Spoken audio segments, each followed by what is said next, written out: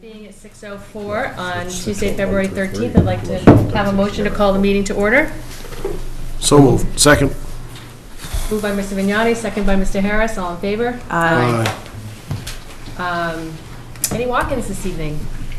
There being none, we will move into the report of the town administrator. Mr. Monroe? Sure, a couple quick things. First of all, I'm sorry to announce that Antoinetta in our office will be leaving us.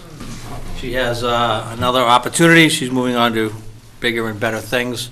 So I want to thank her for her service, for all she's done, wish her well. And anybody interested in that position can go to scituatema.gov, find the particulars, and send their application. We're accepting those through the 20th. On a related note, we have hired a human resource director. Bob Clark is an HR professional with substantial experience both in HR and in the public sector. He'll be starting at the end of the month. And for even better, he is a Scituate resident, so he'll be staying close to home.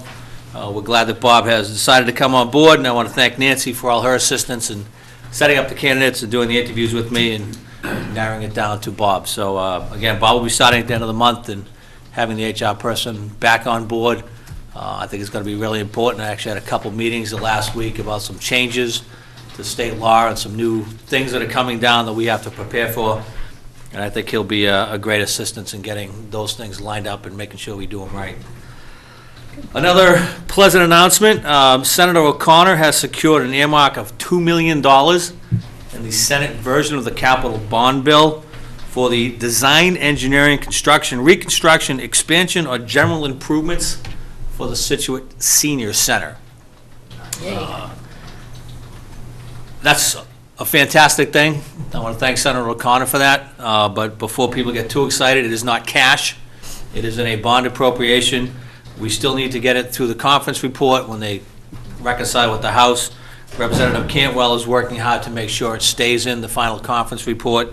It then has to go to the governor to be signed, and then we have to have the governor actually put it in his 5-year capital plan. Just to give people kind of an idea of magnitude, the bond bill will be in the neighborhood of $2 to $3 billion, and from that they will only authorize in the neighborhood of $200 to $300 million in spending. So this is just the start. It's good to have it in there, but we have a lot of work to do to actually get that funding. We'll be touching base with both Representative Cantwell and Senator O'Connor on what our next steps are going to be to make sure that the governor includes this in his capital plan and we actually get the funds at some point.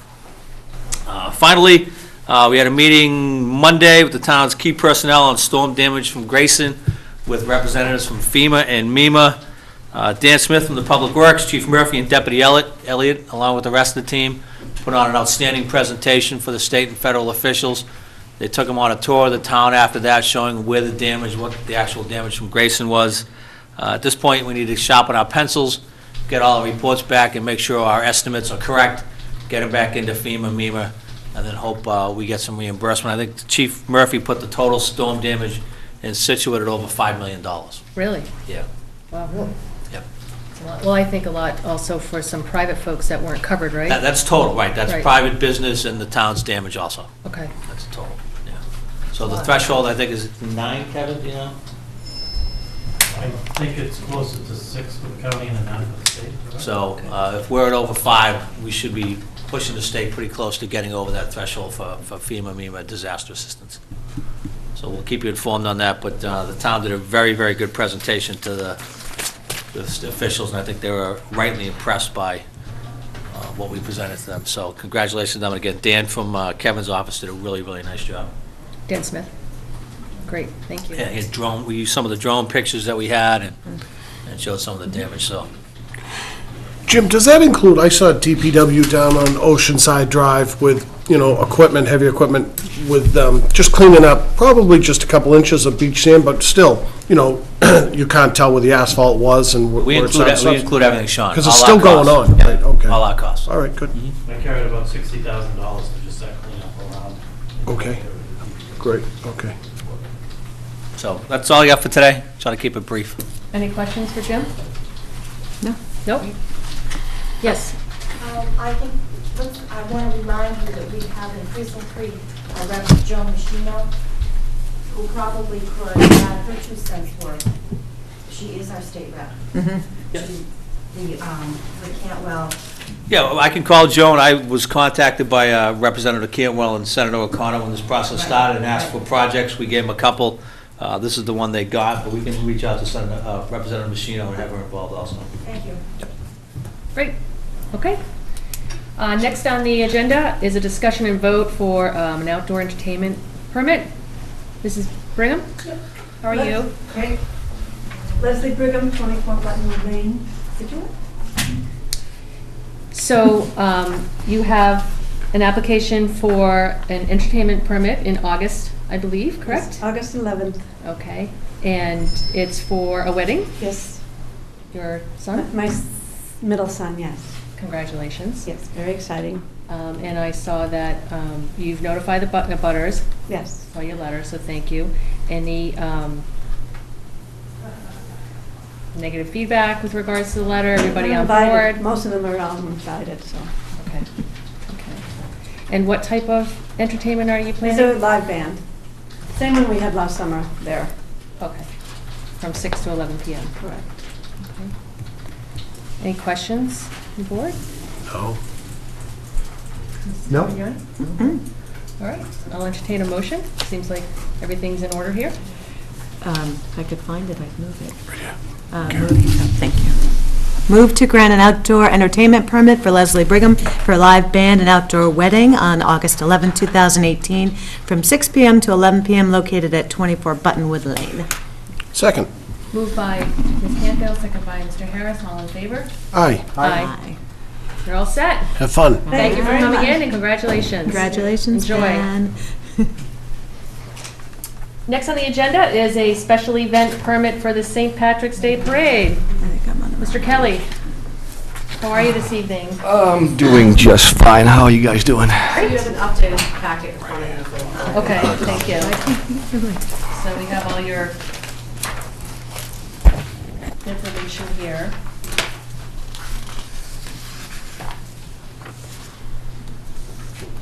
So this year, the parade is going to be on the 18th. Correct. Okay, 12 to 4. Anything new or different that you're doing, Mr. Kelly? Nope. Same old, same old. We've got three I'm sorry? three contestants this year, right? Yeah, 3 contestants in our mayor's contest, which is the fundraising event to help us raise the money to pay for the parade. So yeah, we got 3 good candidates this year. Am I allowed to say who they are? Sure, why not? We got, Not advocating one over the other? no, we am not. Absolutely not. We have Totally. Sylvia Killian from Sylvia's by the Sea in Scituate Harbor. Dan O'Brien, who O'Brien's Landscaping and Excavation Company, also the son of O'Brien's car care owner, Steve, and Chris Patrick from CP's Pizza.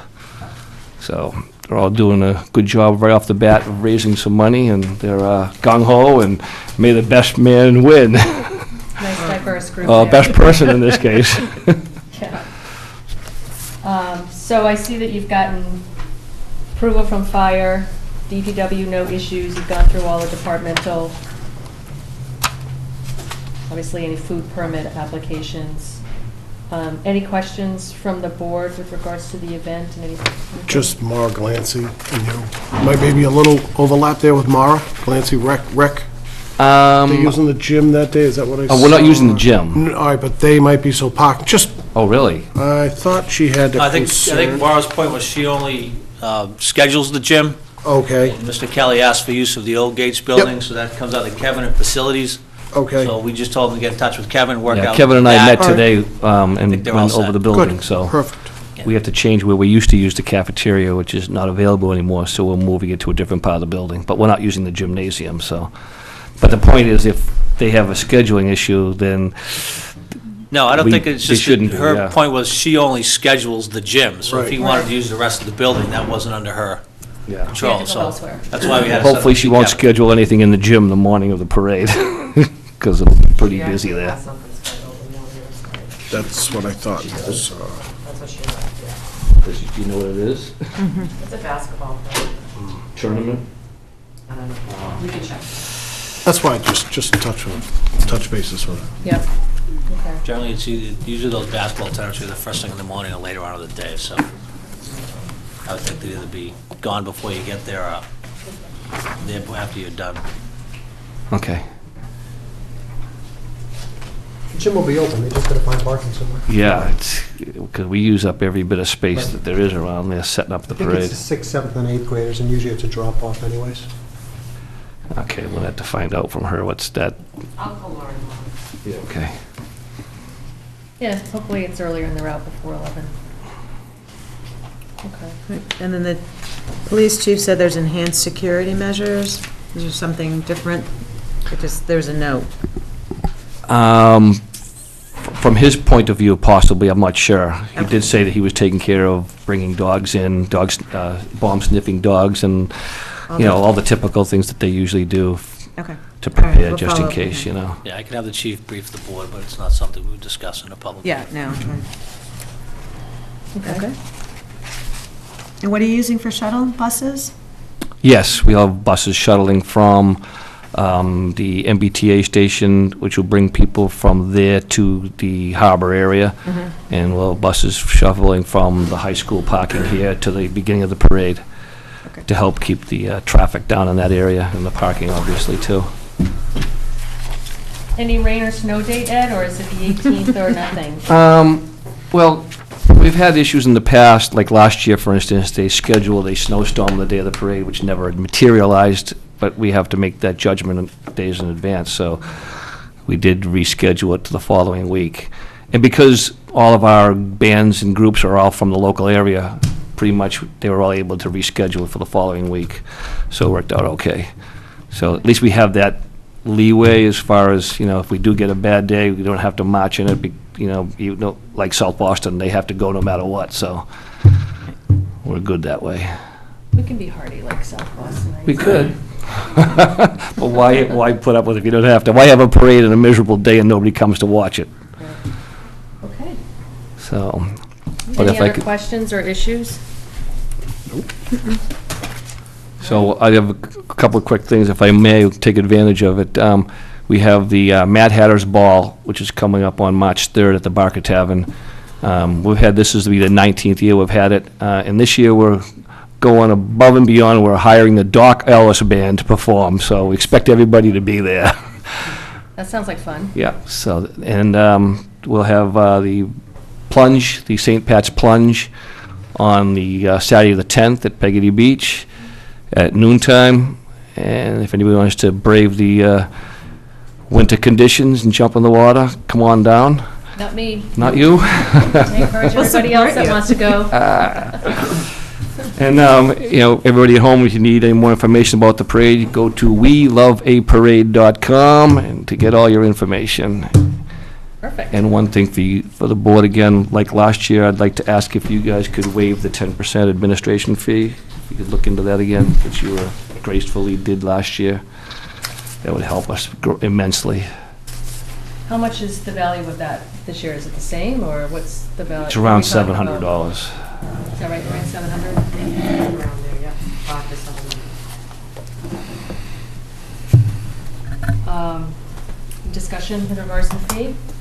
Yeah, I think we should waive it like we did last year, but I think John's brought this up at past, that we should really go through, there's probably, 3, 4, 5 events in town that we should look at waiving it for them and not. Right, I look at them as a community event, that clearly, it's not just a single event for maybe a short amount, it's where the community really gets involved. I think I've mentioned Heritage Days Halloween. is one, Halloween's another one. Yeah. Even the Christmas stroll, Yeah. I say the Christmas stroll, the Santa coming off the boat. Right. So, I mean, this is a signature event, and I think it's important. It's the first time that people come out after the winter and have a social event, and to me, I think it's a good thing for the town. Yeah, I agree. So I would vote to waive this. I don't have a problem waiving it, like we did last year. But to Tony's point, we should be consistent, so. Okay. All right.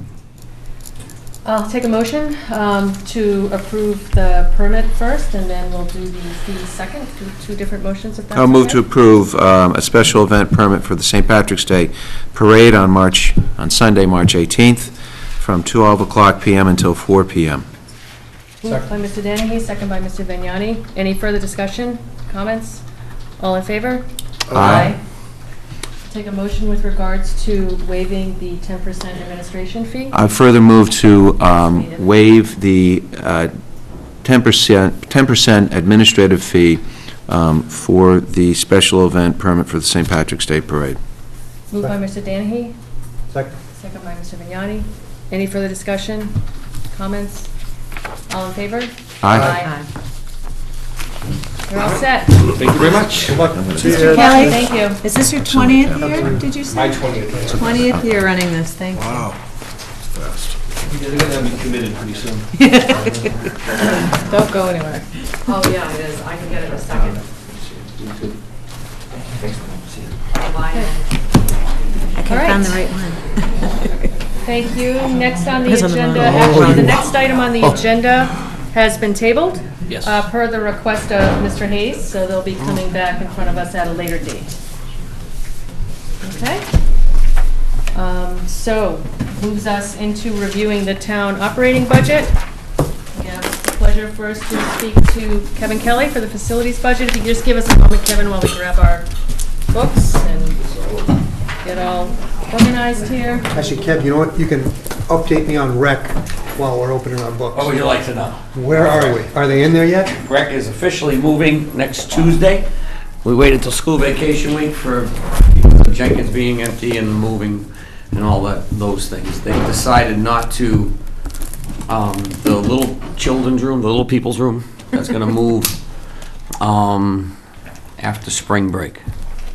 They want to keep the program in there till the spring, but everything else is going now. Oh, good. So all the work's done. Did you get the bathroom work done? 94%. There's still two toilets left to go in. Okay. So, but all the work that needed to be done by the building department is all done on that side of the building. So a week from today. Yep.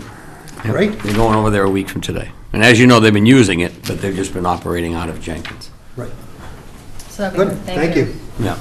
The building department is doing a walkthrough this week to issue a certificate of occupancy. We're not anticipating any surprises, but anything that comes up, we'll take care of. Great. Okay. Awesome. All right. So, everybody have their budget number 410, facilities. So Kevin, just quickly, I think if you go over some of your accomplishments. I know you've been very busy. You've got a long list of things that you accomplished this year, so I know you've been really busy and probably stretched a little bit with regards to resources with bringing 3 buildings online and having the same number of staff, so we appreciate all the work that you and your staff that you have done for the past year. It's a great accomplishment, so thank you. So maybe just high level of some of the bigger things, but more importantly, some of the challenges I think that, you need funding for and support for moving forward to Right. continue to, maintain the Right. buildings that we have today. So as you mentioned, we were really busy the past year with, we actually consider it 4 buildings in 6 months because actually consider the Performing Arts Center as a separate building because it kind of is. So we've been pretty busy doing that with moving, getting the buildings open, working through the warranty periods as we're doing now, and getting everybody into the buildings, moving them from temporary spaces back into their real spaces. And the warranty periods, they're tough. It's difficult to break in a new building. There's a lot of new technology, there's a lot of new training, there's a lot of new things to learn for the staff and the user groups themselves. And as I often say, you've probably heard it before, the good example is the police station. We went from a building that was literally radiators and light bulbs, and now we're in a building that's got bells and whistles in every single room. And everybody has to deal with those and learn how those work. So, What kind of training do you get from all the vendors? so all the vendors, we had extensive training at the beginning on all the mechanical pieces. And some of the users of the buildings were involved in that, not all of them, but on the ones that they would have been applied to them, they would have been involved in. And all that was videotaped, and it was actually very intense. It was very time-consuming and very intense, and all the staff was involved in that. And are those resources all still available for future staff, or is there anything online? They're available. I mean, we have all those videos of all the training available to us, and the vendors are all available to us, and they respond. It's still a warranty period, but we are the first responders of any problems. Right. then find out if stuff happens and if it's something we can take care of ourselves or something that we need to bring them in. And then usually they're pretty good. Sometimes the chase is on, but usually they're pretty good at responding to the things they need to. And we haven't had any major complications. We've had some mechanical issues at some of the buildings that you're all aware of at the EOC and the community room at the library. A couple of mechanical issues and heating issues at the new middle school. But all those things are being worked on by the right people. Okay. And to get a good resolve on those things. So that's gone well. And then that also segues into one of our biggest challenges as we move forward, as we get out of a warranty year on all these new buildings. We opened the police station in March. We'll be in there a year on, I think, March 18th, I think it was. And that flew by quickly. So now we have to plan accordingly. We do our best to plan for meeting the challenges of running the space, both with our own staff, with the technology, and then identifying what the actual costs are. We're watching the costs closely now, but also for our usage in the next fiscal year. We'll be gauging what we're going to need for as we budget next year, because the people coming in to do preventive maintenance work and service work is a lot different than what we're used to in our older buildings. You know, a plumber coming in to do a repair at the old police station next door could have billed out at $40, $50 an hour. The HVAC controls person, they're billing out at $120 an hour. And that's just the nature of the beast. That's just what we're dealing with. Okay. So we're working hard to identify what those costs are so we don't have any surprises. And we are talking about, one of my goals is to talk about identifying and hiring a HVAC mechanic for the town. It would work, someone that would work on the school side and the town side. It would be a great advantage for all of our new needs in all the space, in all the buildings. And we'd have someone that could do a lot of those things ourselves. Is that the vacant position that's listed in your detail? No. Or is that on top of that? It's a goal. It's a goal. That's a Okay, goal it's not for the in next, here. yeah. Gotcha, thank you. And we feel that would be advantageous, trying to work with the schools on trying to identify how we would do that. Okay. I mean, the new middle school alone has, I think it's 560 filters in the new HVAC equipment. And, you know, it's just a daunting task. And the similar task at the new public safety and library, just a lot of new things that we need to deal with differently than what we used to. Do other towns do that? Do they hire?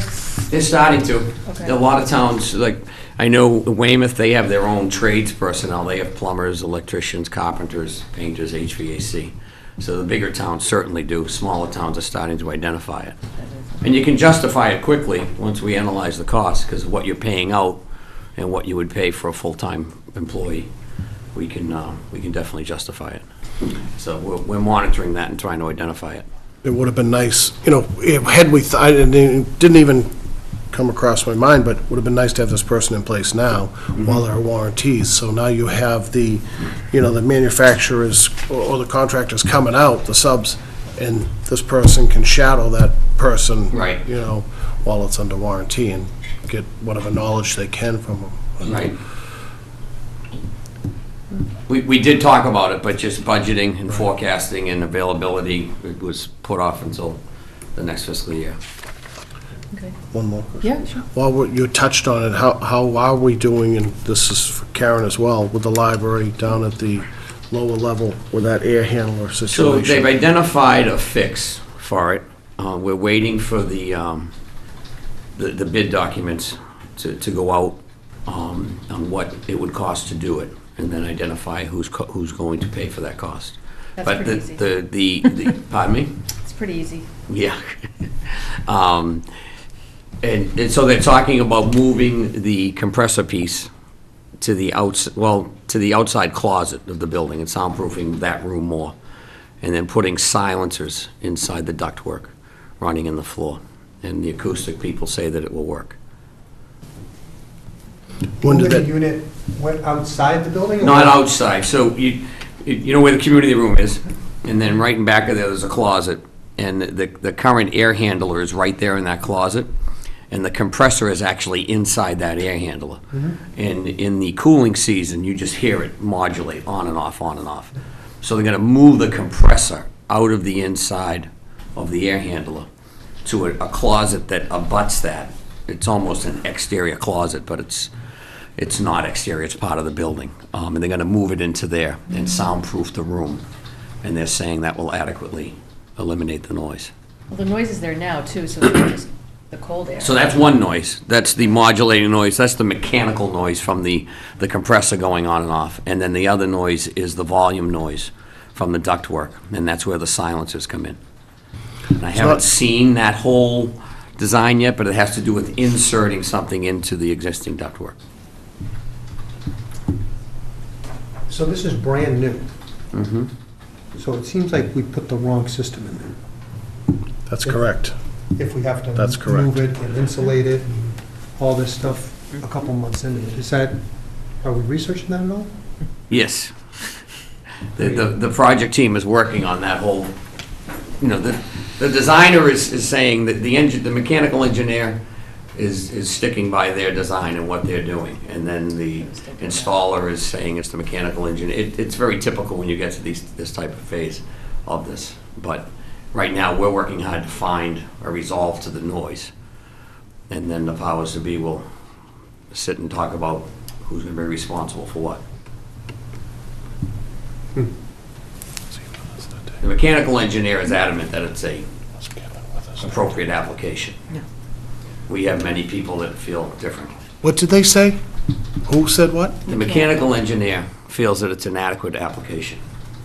You should have been at the meeting I was at with Karen and a couple other folks. Yeah, I didn't know about that meeting. I'm sorry, and this is not, you can't be an expert at everything. Right. The way to fix that is to put that unit on the roof. It's pure and simple, that's it. So, they can fight all they want, but it's the wrong application for that unit, so. You hate throwing money at it, trying to buffer a closet and insulate a duct when in a year we're all going to be sitting in that meeting, not being able to hear anything. Right, agreed. But no one has agreed yet on this resolve. We're waiting for the documents to come out and see what it's going to cost and what it will actually do, so. Right. But this is the next step of the process. Right, once this is all vetted, it'll go before the Public Building Commission, which I believe is their Right. next meeting in 2 weeks. Mhm. And they'll review all of those component questions before they give a recommendation to us. Yeah, this is the contractor's first answer to the challenge, to the noise, to the complaint. And the ductwork you're talking about is under the floor. It's gonna be pretty hard to insulate that.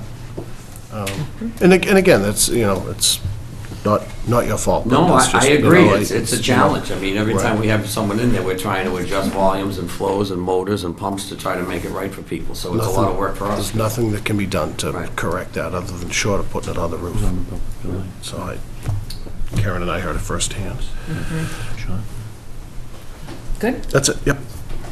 John, do you have Yeah, any just questions one for quick question. The vacancy, is that from custodial, or is that Yeah, a that's separate one? I was just curious. The vacancy, The your personnel? reservationist is different, I understand, but I was wondering, under custodians, then you have vacant. that's for a custodian for gates. Okay, It's part-time. So that's Part-time okay. custodian for gates, 15 hours a week, okay, to service gates and rec. I got you.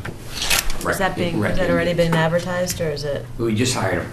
Oh, you just last hired him, week. Yes. Oh, great, okay. Check. We actually hired the retired custodian, JoJo, from Good. Gates. So he's working there 15 hours a week. Good. Which is great, because he's very familiar with the building and rec and the use of the space. Tony, did you want to go through any numbers? One that stuck out was the capital, $124,000. What's, The last page. That's the public building detail, which is, it's not capital, because it's a list of things that are miscellaneous projects that would be under $25,000. Yep. And do you have the breakdown on that? yeah, I didn't see it on Yeah. the last page. Yeah, okay. And one other thing I meant to note on the detail, There's two line items for electricity for library and library gas, and those were miscoded at the beginning of the process, and we didn't have time to change them before we went to print. And those are both actually for gates. So we're on the budget where it says electric library and electric gas, that should be electric gates and gas gates, old gates.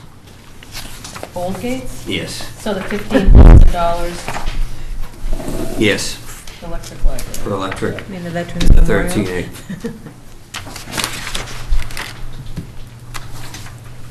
And the gas library is old gates as well. Yes.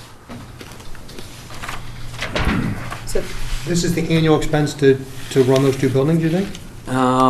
We hope. We worked hard with the numbers that the school provided with us for what their use was, and we're not heating the rest of the building to 100%. We're heating it to just what we need to.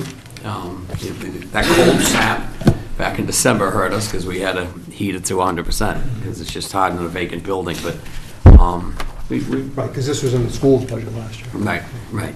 But because we're only using about a third of the building, and we try to use a third of the money. And just so folks know, it's about $28,000 budgeted for the electricity and the gas for the Right. old gates. Right. And we just put a new boiler in there too, so that should be a little more efficient too, so. That number might be a little lean, but we think we can manage it. Was that one we had? We had a boiler that could go to the gates. There are three of them there, correct? There was three, and all three were failing. Thought we had Two one, had failed, and the third one was, Right. we just got by. We had one though, didn't we? Taken out from another building? I think we put it back in the library. No. In the library, we did reuse 8 furnaces at the library, Yeah, but right. not there. We did have one available to us that we did not use at Gates because I got green community money to install a new boiler I think that's what I'm talking about. Yeah. Okay, good. All right. at Old Gates. So- Right. The Veterans Memorial. Veterans Memorial. Karen, did you have any questions? I'm could you walk me through, you'd like to get an HVAC person, but that's not represented in this budget. That's right. So Okay. we didn't, so going back to what I was talking about a little earlier, as we come out of warranty period Right. and better identify what our costs will be, we're spending at both the Gates Middle School, Public Safety Complex, new library, Performing Arts Center, then we would be able to better identify, okay, this is what it's costing us annually for someone outside to do this. We can justify hiring someone in the next fiscal year. Okay. And how long are the warranties? Are they 12 months, 12 24 months. months? 12 months. And some of them are already up because something started a little earlier, so Right. we're running out of warranty period now. That's all I have. The only other question I have is, for you and Nancy, just, the PSC, the Public Safety Complex, has been up and running. Are we comfortable with these projections for electricity now, seeing how it's been operating for the past 10 months? It's actually running a little higher than I thought it would. The money's okay, but it's running a little higher, but a part of that is the break-in period, because at the beginning, when you turn the building on, everything's running at 100%. And we have had some mechanical problems there, which ended up in us running the air handling units a little more than we would have liked. And also getting used to the building and what section of the building is 24/7 and what section isn't. So you would go in there and the building was a little cooler many times than it should have been. We've worked through all that, and it's gotten better in the heating season. So I think it has leveled out, and I think I'm comfortable. I am comfortable with the money. Okay. So your budget requested was $1,067,000, and town administrator is approving $1,007,000, so about a $60,000 difference. I see some of that in furnishings. You okay with the adjustments that have been made? Mhm. See in electricity, some things that are ratcheted down as well. Okay. Any other questions from the board? Nope. Kevin, anything else for us? No. Okay. Fine. I want to thank Nancy for all the help we get during the budget process and putting all this together and do all these things. a lot to it, so, Well, we thank both of you. yeah. Thanks. Thank you. Have a great night. See you, Kev. Thank you. I have one more question, sorry. Is there maintenance for the schools? Is that in their budget? Yes. Okay. Yeah, that's And do you know what that, you do the work though, right? So Bob Dylan and Bob Dylan manages the work, and then Bob and I work together. Okay. Do you have any idea what their number was? Not the total number off the top of my head, I don't. I'd clearly be guessing, so. Right. I'll ask him. Okay. Great, thanks. All right, next Thank is, you. thanks, Kevin. Thanks. Next is Kevin. Kevin, You can Kev. set all Yeah, drivers one name tonight. we'll just say Kevin all night, it'll be good. Sean, Come on up, Sean. Yeah, Kevin et al. We got the whole crew. The whole crew. So, Just, yeah, pull in, grab those, yeah. Sorry. Kevin Cafferty, Director of our DPW, with all of his individual directors who, we know who you are, but maybe for the public, you can just kind of go through and you can introduce Gladly. everybody. So we've got our superintendents. Sean is the superintendent of the transfer station, engineering. Mike Breen, highway, public grounds. Will is acting for sewer, and Sean Anderson for water. Welcome. We have the whole crew. All right. So, start with 411, Kevin, or I didn't know if you wanted to give just a brief sort of overview. One of the largest, very critical department in town, so give folks are eager to hear about water, sewer, roads, shore protection. Sure.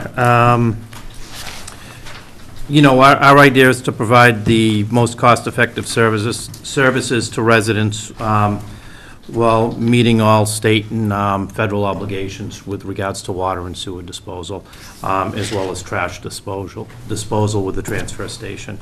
I like to say we do more with less, because we do get a lot done with what we have. And just proud of the guys all year, with what we've got accomplished. It's been a very trying year with the water department, with all the water work going on. For the past month, they've had so many meter freeze-ups, it's incredible, and a lot of people will be hearing that. We probably, over the last 2 months, I'd say 55 meters have frozen in different houses and broke, and we had water going out. We had water going out of a basement in Humrock, a basement window that had been running for a while. Lot of that type of stuff puts a lot of pressure on the guys. Unoccupied house? Yes, it was they shut it Summer down for the house? summer, and they left and shut the heat off, and, it froze up. So we've had quite a few of those. And then other individual freeze-ups, where there are freeze-ups in the houses, so the guys have to go out and find the gates. It's a big thing. Mike with the cleanup, he's done a great job with the cleanup. He's been picking away at it. In the snowstorms, there's been quite a few sanding events this year. A lot of times they're getting out, and that's been trying, to say the least. Will and sewer's always, I don't want to say an adventure, but it's always very busy down there. Especially, looking forward and going through with all these future projects and planning and everything else. And Sean also, the whole DPW engineering staff has been stressed, I don't want to say stressed out, but very busy we've been doing FEMA work, the construction of the new seawalls, the water lines, and everything else. Out of it all, I would say probably the best accomplishment, I think, one of the best accomplishments that we've seen is when we did get hit with that storm in January, and the new wall, the new 2,040 feet of wall, really made a big difference along Oceanside Drive. And I think a lot of the people in that area noticed that. And that was a really good feeling to see. Someone last week asked me why it wasn't 4 feet tall.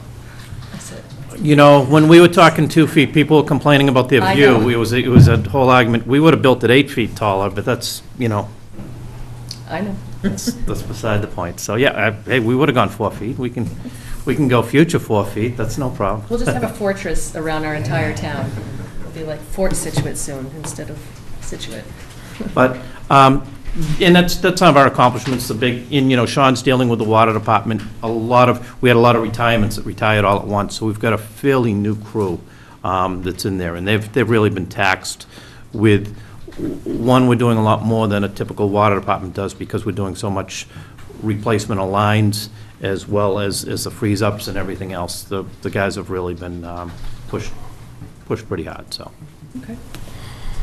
Well, we just move into area by area. That's okay with the board?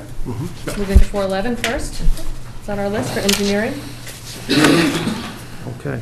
So, engineering, Sean McCarthy, and I'll let him speak up. Sure. Sean?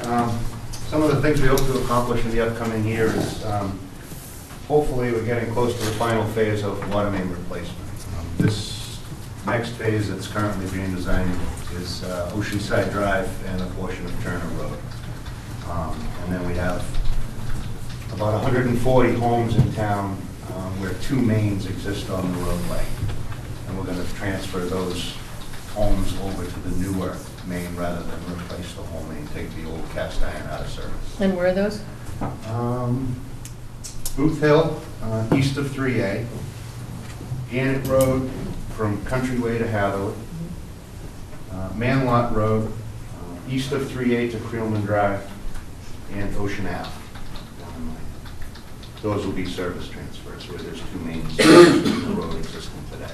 Sean, you don't have to dig up the road like Gannett, do you? You don't have to dig up Gannett Road to do that, do you? Yes, we do. We will have to do the service laterals to the main.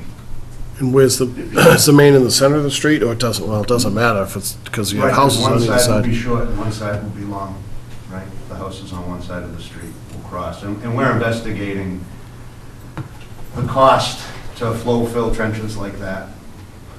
We're also in the midst of purchasing a density meter so that we can stay on top of them in compaction. And then come back and, of course, you get the final paving and milling again. How old is Gannett Road there, where the sidewalk is? It's not that old, is it? But it is what it is. Couldn't tell you. It's over 10 years old. It is? Yeah. Time goes by Gannett that Road. quick. The sidewalk's newer, but the road is, All right, what do it you was do? probably paved, yeah, at least 10 years ago, I Right. think. Okay. Better than 10 years ago. And just to, I don't want correct Sean step in on it, but we're never done with water lines. We have 110 miles in town, and it's always it's a constant maintenance of the lines. Granted, with the big project that we've been working on, replacing the cast iron, and that's what he means by completion. So, sorry. So when we're talking about Gannett Road, and I may have asked this before, and forgive me, but are we factoring in curb to curb? Well, we were looking for trench work on Gannett Road to try to do trench repair, and that's one of the things we're looking at for Gannett, because that's got a potential for future sewer. We don't want to pave the road if we can make it, repair it in an acceptable manner that can continue to be used. Yep. I don't want to put Didn't words go in very there. well last time. I understand. Kevin, you might want to explain what Sean just touched on. You know, maybe the trenches won't be as disruptive if you get this piece of equipment or use flowable fill, so the trenches shouldn't be as bad as what we've seen now. So at least for Gannett Road, we're looking at two different sections, and any of the roads that are going to have heavier traffic on them. Gannett Road is an area where any of the main roads would consider using flow fill. We're not digging up the main line like we typically do, and I cringe when I say this. It's kind of more like in front of St. Mary's, you know, when we did the laterals, we moved from one main to the other, so all we're going to be doing is the lines that go from the house over to the newer main. We have a newer main from the 50s, and on the other side of Gannett Road, we've got a water line from 1901. So we're going to take the 1901 water line out of service and put all the water services on the 50s So you're line. just going to have... Just the laterals, yes, so it's not going to be the big line down the I got middle. you. So we're hoping by doing that, we have a couple phases. We're looking at, you know, doing more density testing with it, and also possibly flow fill in there where that has a lot of traffic. Speed bumps. It's going to slow traffic down, yeah. Yeah. Sorry. Go ahead, Sean. Okay. On the good side, about 7 miles of road will be repaved this year as a result of last year's water main work. And that includes a substantial list of roadways here in town that I have prepared. I haven't posted it to the public yet, only because we met with the gas company last week to discuss their future improvements. As Kevin mentioned, we have sewer being looked at in a few areas upcoming, possibly Lighthouse, Rebecca, or even Janet. So we hold off on the full repair and replacement. So we're trying to coordinate with other utility companies to make sure everybody's up to speed. We fully do and replace the full roadway. Okay. But you will see a lot of new flat pavement in the spring. We are on top of the contractors to get out here as soon as the roadway's open in early April or May. When do you think you'll have that gas company information? Well, back? we pretty much have it now, we're going back and forth with them, with the gas company now. The two roads that are in question are Cherry Lane in Minot, and also Old Gannett Road, which is the next section of roadway. They want to replace their gas main on those streets. We've given them notice, we gave them notice 2 years ago that we were doing that work, and they said, we're all set. You know, they weren't planning on anything. Now they just came back to us, and they came up with half the streets that we were paving that they were thinking about in different areas. But they're looking at like a 5 to 10 year plan. So those are the streets that were in the worst shape that they said, or that they felt that they need to. We told them there'd be some costs associated with it because we're planning on paving the whole street. If we're gonna pave the whole street and they wanna come back and do it, we need to go in and repair the trenches that are there now, and bring those up to speed, and then let them do the work, as well as any escalations in asphalt or anything else that we might run into. So they're contemplating that, in going forward. Obviously, we said if there's an emergency or we feel something's, imminent, by all means, you're set to go and do the work. So those are the two big ones that they have, and we're waiting to hear back from them on those. But we'll get that list, because we don't have that list yet. We'll have that posted, and we can give you that list. We just didn't want to put it on until we heard the final from the gas company. Okay. Thank you. One other thing that Sean's also done is, we're in the process, him and Mike have been working at evaluating every road in town. So we're physically driving the roads and evaluating it and assigning it a number for it's broken down into 3 different aspects: the shape of the road, if the road's still in good condition, what needs to be done to it, if there's gonna be future sewer work on it, future water work, or anything to that effect, so that we can get a better rating system for our roads, so that we can track and assign a number to each different road. And that's getting pretty close. And we'll be pushing that around also and showing people where we are with that. That'd be great to see that, just so we have an idea as to where your priorities are, so we can help articulate that, and if you can show us that Chapter too. 90 funds, right? Okay. Chip off that list, yeah. Sean, did you have a question? Before we move along too far, you guys probably have some experience with some seal coating applications that they use in roadways. There was a resident here in Scituate that used to meet us at the MMA that was always trying to pitch it, and Fran Conroy. And I don't know if Jim, being in Norwell, they had some roads up there they had just sealed.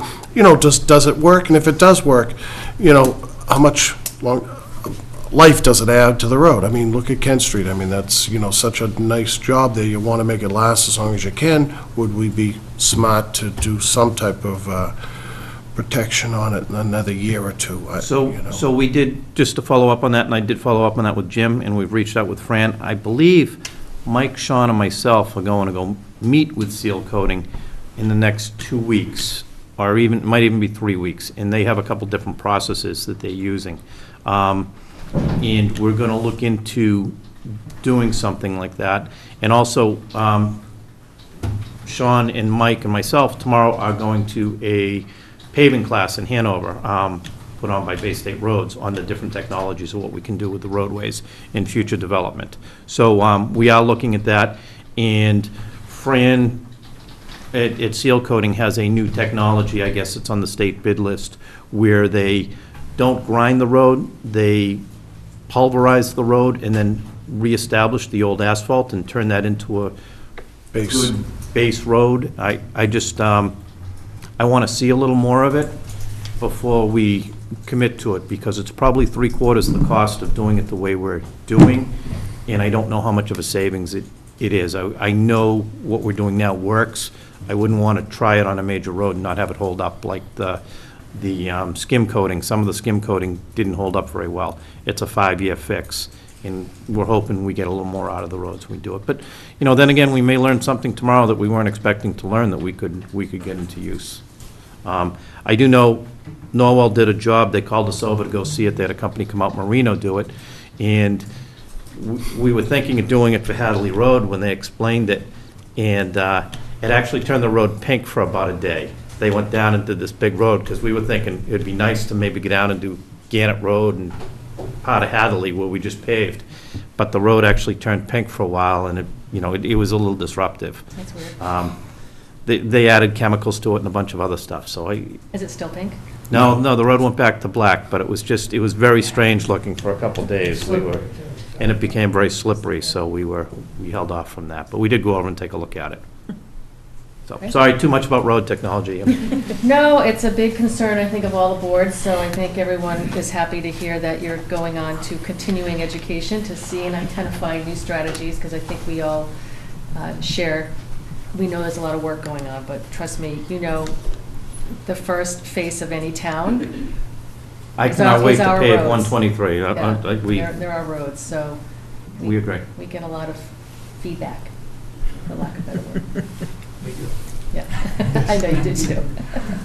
All right, so, Sean, anything else before, you want to just dive into the numbers? You good? Sure, I think that gives some good highlights. Of course, Okay. we'll always pursue grants for foreshore protection Yep. on North Scituate Beach.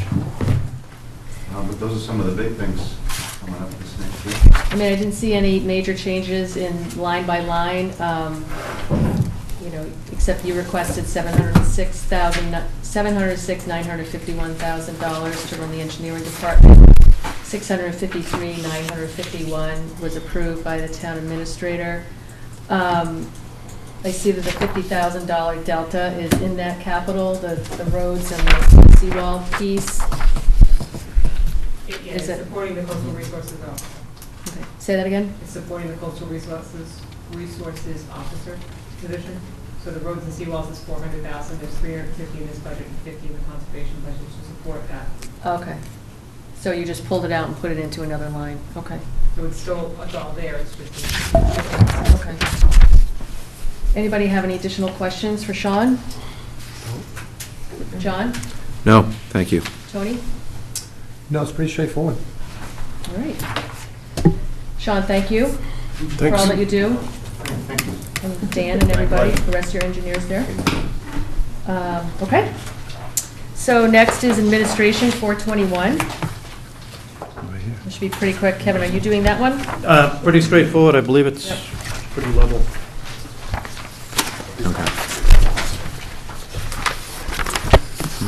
So 421 is level funded, $148,772. It's what you requested, that's what's been allocated, and it basically just covers the administrative services of the office. Yep. Anybody have any questions for Sean? I mean, Kevin? Thank you for breaking out the cost per family that was very useful to me in particular. That was an interesting factoid. It is interesting, isn't it, when you Yeah. look at it?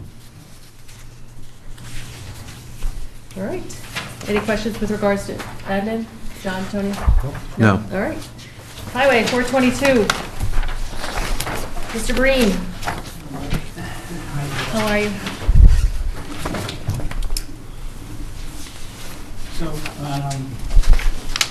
future plan for the highway is to try to get Jericho Road,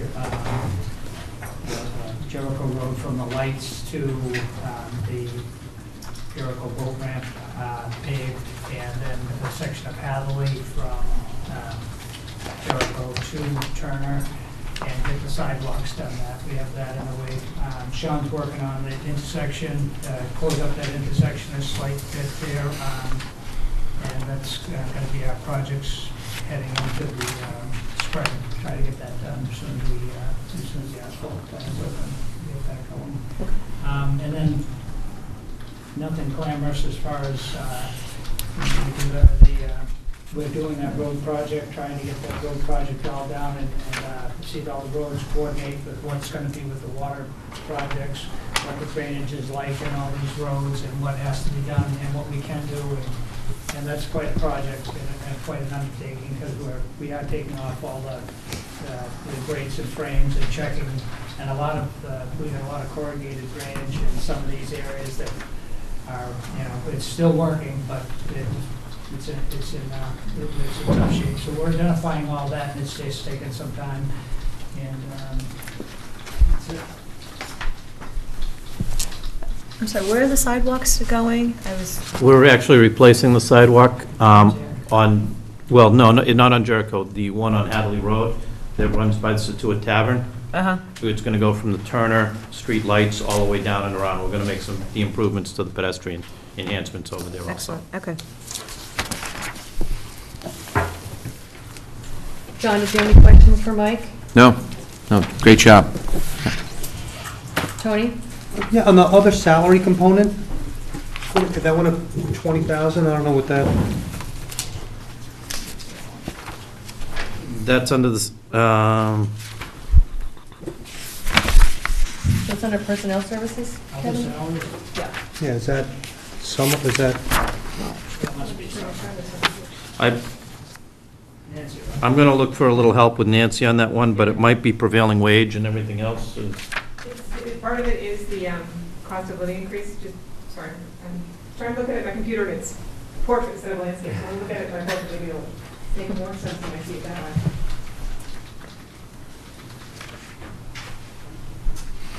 So is the overall personal services line? it's the last line. The other, Oh, I got you. After seasonal. Okay, so that includes the laborer's pension, that 1% match that unit has. That's in there. And also the mileage stipend, there's a stipend for Mike, and there's also a mechanic stipend. And there's also a recently negotiated cell phone stipend in the last go-around. So the cell phone stipend is $854, the Mike stipend is $5,000, the mechanic stipend is $832, and then the laborer's pension town share match is just over $11,000. and they weren't there that was all new. It was, but laborer's pension has been going up, and we haven't been keeping pace. So we actually have to almost, I think we had it in the budget at, say, 40 cents an hour, and it really is more, or I want to say more like 36 cents an hour, and it's really now up to like 48 cents an hour. So every hour that someone in that unit works, the town has to match that. So over 2,000 hours times all the employees in that unit. It's a little pricey, especially when you're out of step with it, when it changes mid-fiscal year. So we just got another 10% increase on it in January. But it was in last year's, so it went Right, up a but little bit. it wasn't at the right rate, we were lagging. So we actually jumped it ahead. So we're almost taking like a 3-year increase in 1 year to try to get back to where we're supposed to be, knowing we're gonna probably have another 10% or some type of an increase in January of 19. Were those other items in last year's? Not the cell phone stipend, because that's a newly negotiated one, and the other, my stipend was increased in fiscal 18 from 3,500 to 1,500, and the mechanic stipend should have been there. It may not have been in 5191, that particular line, but it would have been there, because that's a contractual line. I'll digest that and ask you later. Okay, fine. Sean, did you have any questions? Nope. Karen? I had two. So one is a stupid question. 2,400 catch basins a year, is that Yeah. standard? That you cleaned out? Yeah. Wow, that's a lot. We have 2,600, I think. Okay, so that was just my, like, I know. that's crazy. And then my other, just to call out, so you had requested an additional, I want to say $30,000 for repair and maintenance. So I didn't know if that request was, sidelined, or did the money go somewhere else? And what aren't you able to address with that number going down? So it's in the second line. So 2018 was budgeted 144,000. You requested 176, but it was level funded. So I'm just curious what we're not going to be able to do. Well, we can do everything, but the traffic lights, We can do as much as we can possibly do. I don't think we can do everything. but, Kevin's uh, like, you lost your opportunity, Mike. Kevin's like, I mean, we will make do with what we got to do. We know, I you mean, always do, but. We do have Truex who comes in on emergency, right, and the guy's Topman that comes in and helps out with a lot of the trench work, and there is a lot of work. The more money I can get in that item, the more I can get done. That's why it is, I put in as much as I can put in to try to get. So what Mike does is, not to cut him off, like when we had the storm coming up recently, when we had the flooding and everything else, we came in and we brought the contractor who does the catch basin cleaning, and we cleaned maybe 200 catch basins, just to get everything out of the storm before the flood came, and then after the flood, we went back out and did it again, just to open everything up. And we wanted money to kind of cover those types of costs. So we threw some additional money in there for unknown costs like that. And that's where that came from. Mike said, yeah, we can get it done, but it just came out of his operating budget, so we were trying to cover that in the budget itself. I mean, we could do a lot more with hot topping, and we could do a lot more with more contractors. That's why I do try to extend that. That's why I put up as much as I put. Sean? Traffic lights. I have one that I'm going to ask you to take a look at.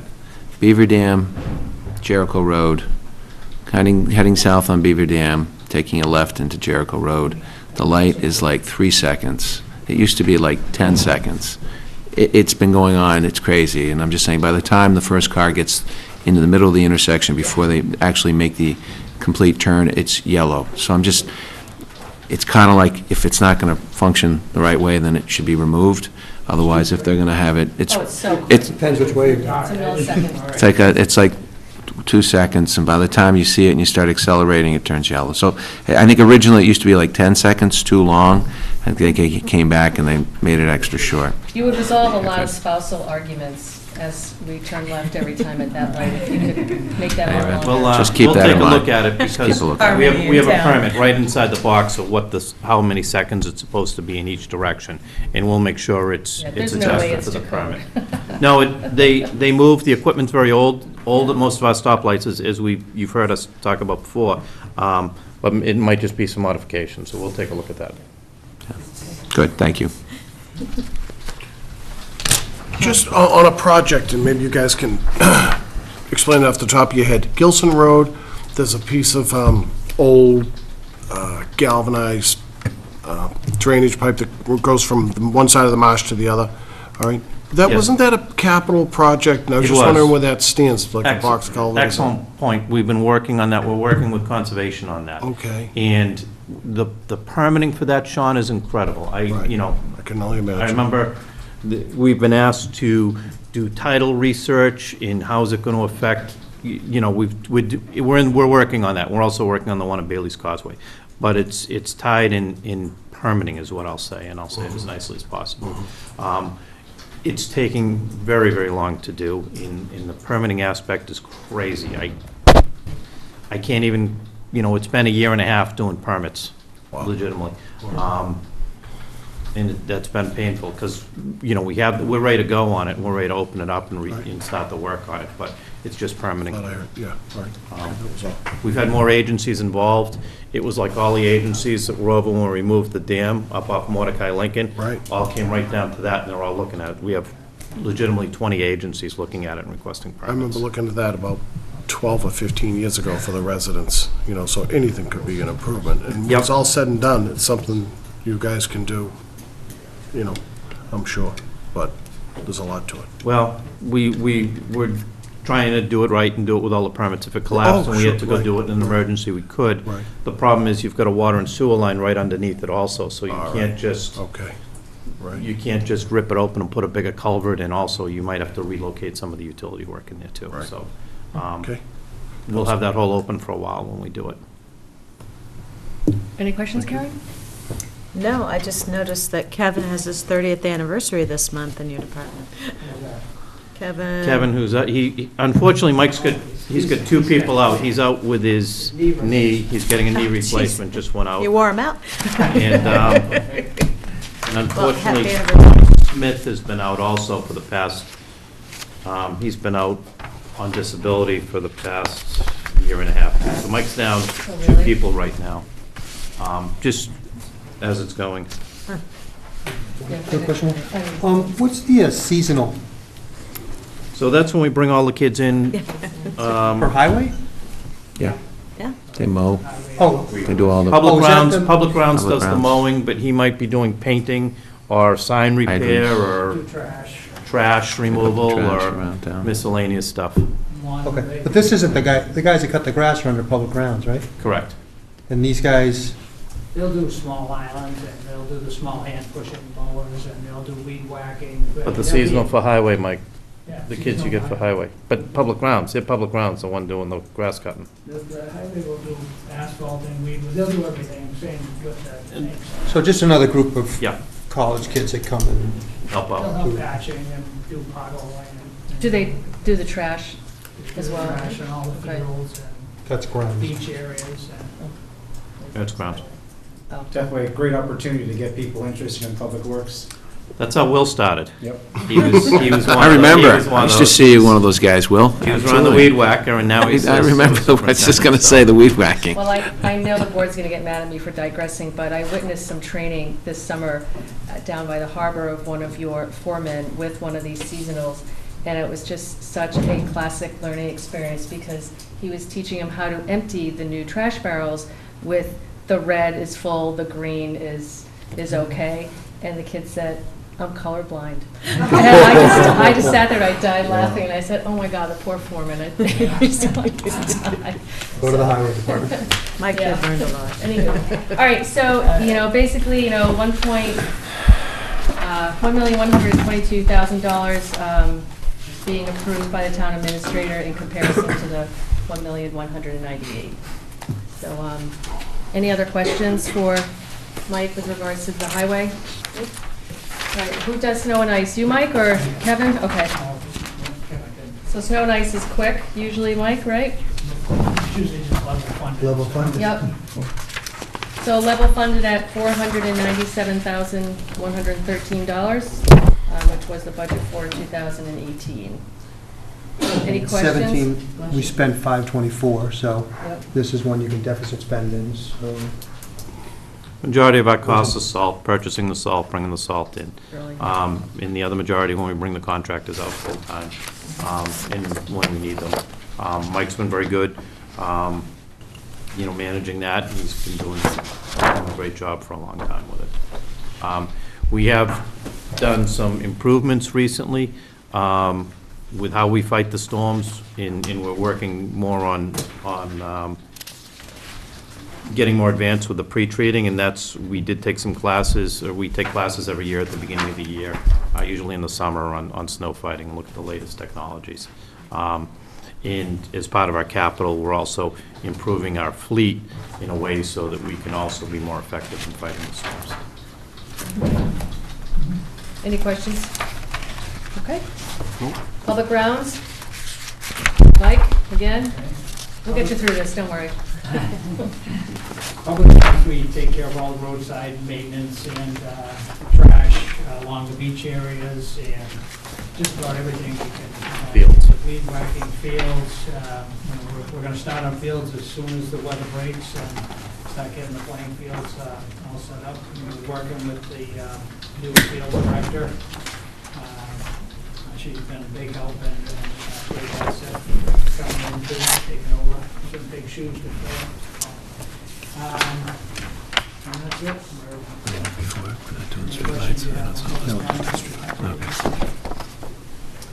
All right, so you requested $869,504, approved was $821,221. I'll just open up to the board, any questions for Mike?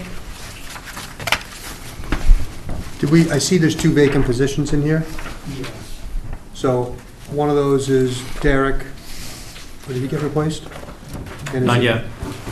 He's one of the vacants, right? He's one of the vacants. And what's the other one? Is that a new one? The other one, I don't know, was that someone we had one? The other one came up with the new buildings. We were getting it after the buildings to handle the library and the public safety building. It's not technically a new body. It's a body that wasn't being filled because it was a position that had been redlined in a prior contract. So there was an assistant foreman position, which was a higher dollar position that wasn't filled. And then there was an equipment operator that was also redlined in a former contract that wasn't being filled. So they were listed and we were carrying budget dollars, but Kevin didn't fill them because they weren't positions anymore. So he filled one of them, and now he can fill the other one because we classified them correctly as what they are, as equipment operators. I have no idea what you said, but I can't is it explain the it. same number? Anyways. Is it the same number of people as last year? Same number of people, just reclassified. Okay. Classified. So last year, we talked about adding someone, because these guys work their tail off during summer and during actually, everything but the winter, pretty much. And there's too much work for them to do. And we get the grass cut and we get the minimum stuff done, but we're not have the time to weed whack and clean up areas that should be, should be done better so that our town looks better. And I don't know, I talked to Tricia about this, and I don't know if Jim, if there's any room in the budget to add somebody to this department. I mean, there wasn't, we have some additional funds now that the state aid numbers come out, so we might be able to put some more money into some of these budgets. It's not a lot, Tony. Yeah. I've had some conversations with Kevin. I don't think it's enough for a body, but maybe we could do some more contractual services to help with that. That's right, we talked about But that. we're, Nancy and I haven't sat down to look at where we're gonna allocate or where we're gonna look at that money. I But think there is a more importantly- possibility. Yeah. Again, I don't think you get any more bodies. We might be able to do some more contractual services to help out Yeah, some of and this. I don't really care how it gets done. You guys are the experts at that, but I think one of the goals has got to be to get more resources in that so that the town in some of our areas look better. And I think it's just manpower, because I know the group works hard to get everything done, and it's just not enough hours in the day to get the fence mended, or get the wood out of the way, or rake an area, or do whatever, and we've got, Resting the fields also is tough. Yeah. Yeah. The fields are overused, Yeah. We have, that problem we have on that one. So that's another one, but you're right about manpower and taking care of what we have already. Yeah. So. And I'm very impressed with these workers. I mean, they care about these fields, they know about the fields like the back of their hands, and they're frustrated because they can't do everything that they want to do to make the town look as good as it could. So if you can just look in and see what resources we can throw in. As Mike said, the big issue on the fields is we need to be able to take a field out of service, rest it for at least a growing season or two. People don't understand, grass grows in the spring and the fall. When is everybody on the fields? In the spring and the fall. And you can't really grow it in the summertime. We don't have the water, it gets too hot. So, as much work as these guys do, as well as they do it, we're putting down loam and seed and fertilizer, and as the grass starts to grow, the soccer team, the lacrosse team, fill in the blank, is out there. That grass is never going to grow. So one of the things we're looking at is, in part of that high school project, is maybe to get some additional turf fields at the high school where we could switch people on them, shut that field down for a season or two, let it go and get the base back, and then do that. I think the other thing I need to talk to Kevin about, we talked about a little bit briefly today, I think we need to be a little bit more, and I don't want to use the term ruthless, but I think we need to be a little more hard-hearted about when we let those fields be used and when we don't. I know when I was in Norwell, the fields get wet, they're closed. Nobody goes on them. If you play in them when they're wet, the grass just comes right up, it's gone, and it's not going to grow back. So I think we need to talk to Kevin and the schools and the youth groups about coming up with some policies on how we're going to open these fields, when we're going to open them, when they're going to be closed, and keeping people off them when they're very vulnerable to damage. Yeah. Part of what I'm talking about is, and I agree with you 100% on that, but it's the little things that they can't do. It's picking up the trash around fence lines, it's mending something, it's, because they spend so much time doing the big 99% of the work of cutting the grass and getting it done, but they don't have the time to do the little things that make, that bring the whole picture together. Yeah, and again, maybe some contractual help, maybe some more summer help. One of the other things I talked to Kevin about is maybe getting some of the sheriff's crews down here to do some roadway maintenance and cleanup and picking up papers. They do a great job. You buy them lunch, and that's all it costs us, but you try to get some of those crews down here to do some of that work that you see them doing in other towns, just down the side of the road, weed whacking and cleaning up. They do a good job. They're cheap, and, again, our guys just physically can't keep up, but I don't think there's room in the budget to add permanent bodies to that department, so we're gonna have to find some other ways to do some of these things. Just let me know what the outcome Yeah, is. yeah. We're also working with the sports groups to have them police their own trash and try to help us out a little bit, because it gets to be a bit crazy, you know.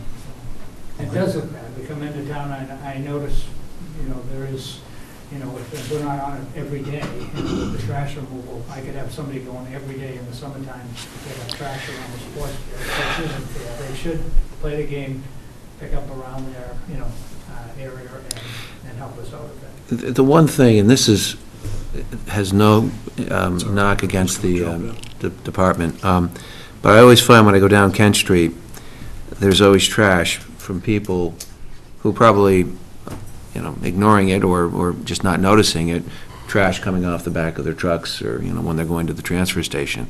And, you know, occasionally you'll see a bag here and there. Drives me crazy, but I'm like, to have to send personnel to go out and pick up people's trash that either ignore it or just don't know it's fallen off. It seems like a tremendous waste of resources, but I know you guys do a great job, because all of a sudden you go down, you pick stick and do all the other stuff and grab it. But I wish there was some way that we could, in that scenario, figure out a remedy to people, you know, getting their own trash and picking it up. But I agree with Tony, and I realize there's a logistic issue monetarily, but I know one of my goals when we have a retreat is to talk about parks more as opposed to just grounds, and trying to figure out a way, because I can imagine there are times where I'll be like, having been in a parks department, doing the pick sticking and mowing and weed whacking and doing the garbage and everything else, you know, there are times where the resources aren't there, and you'd be like, we can't get this stuff done. How are we going to do it? And I think we're at that point as a town. It's just a question of whether the money's there to be able to do it. But Well, just, we'll look at that. even though it's the same head count, it is an additional body that Kevin hasn't had Right. in a long time, because we haven't been able to fill that position. So, same number of people funded, but it's actually a body that he can use, hire, and put on the street. So there will be an extra person, even though we're not increasing the head count, if that makes Gotcha. sense. And to follow up on that, we've been looking for qualified people for a while. We've had the signboards up, and we've had I'm sure. ads out, and Yeah. looking. We have been interviewing. We were interviewing extensively over the past month, and we think we've narrowed it down to a couple of candidates that are going to come in. The biggest problem is finding somebody that has a hydraulic license and a CDL license, because some of the equipment we drive is big.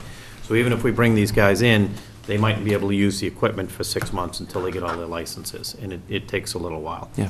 And these same guys, Tony, in the winter are just as busy, because what the Public Grounds does is they take care of all the schools, town hall, public buildings, and they do all the plowing and the sanding for those buildings too. So they're pretty much straight out, and they do a great job year-round. It's not they just cut the grass and then they go in and sit in the building and hide for 6 months.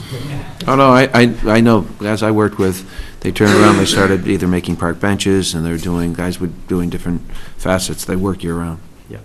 Sean? Yeah, I was going to jump in a couple of minutes ago. It's very simple. We need to pay him. Jim, this has been a pet peeve of ours for quite a while. Tricia, I think, you know, gave them some increases, but we need to pay our guys at least what other towns are paying, if not more. You know, I don't think I'm going to have an argument with any of these guys here. I've seen these names come and go, and they're good guys. I know some of them personally. So, you know, they need to be paid, so they stay, all right? They do, Tony touched on it, they do a fantastic job, 12 months a year. You have some real good guys. You want to keep these good guys, but they're forced to go in other You're not places. making my negotiating job any easier. No, I know that, but I'm telling you, this has been, I grew up in this town, and I've seen this, all right? No, and, you know, I can tell you in past contracts, when you see that, you know, going way back to Norwell, when we hired paramedics, we were hiring a paramedic, bringing him on, they were leaving. We were bleeding paramedics. Why? Well, we were paying $2,000, $3,000 a paramedic stipend, other towns were paying $5,000 to $6,000. It's something we have to look at. I will be meeting with the board, probably at the next meeting, we'll have an executive session, just kind of talk about some of the contract stuff. But you have to look at what you're paying for the licenses and how you're reimbursing those guys. But There's a couple other things we got to do there, too. If a guy comes on board and you give him a period of time to get his license, that period of time's too short. We almost lost somebody, I think, a while ago. We need to extend that time. And that's, you know, I have a little experience with stuff like that, so little things like that might make a difference that, you know, Mike can keep this guy a little bit longer. He doesn't have the CDL. And I've been working with the license. union on that, too, Okay. because the union issue is the 6 months. And That's a little too short. cut and dry. It is, but that's what the union states. So one of the things we spoke about with the union is, and this is something Tricia didn't want to get involved in, she said 6 and that's it, but maybe we could give a guy an extra 3 months or an extra 6 months, work something out that we could do that to give him the opportunity if he's working out. You don't And want to still lose. keep him under yeah, probation. Right, right. If he doesn't get That the was all. license. Great, thanks. Okay. Sorry, Jim. Any other questions? You can do that contract, Sean. I had the same question about repair and maintenance, that you requested 66, and the town administrator has it 36. Same answer? Pretty much, we were keeping within the budget, and at the time, if there were additional funds, we could put it into, it'd be contractual resources that would be used out to do miscellaneous stuff. And it could be field maintenance or whatever that would come up to be. Okay. And I have the same, Nancy, the other salary number again? Yep, so it's in 429, it's the labor pension match and standby. And standby's been kind of between whether it's in overtime or whether it's in 5191. It's in 5191 since you see it. It's actually a stipend. They get $180 for carrying the phone for the week. So there's a guy that gets, a gal who gets called and something happens in after hours. And it's across all the divisions. So I wanted it in one place so I know from division to division where to find it. So it is in 5191. So that's probably why you're seeing it. If you look at the fiscal 17 year-to-date, notice that the actual is higher than what was budgeted for fiscal 18 because of that.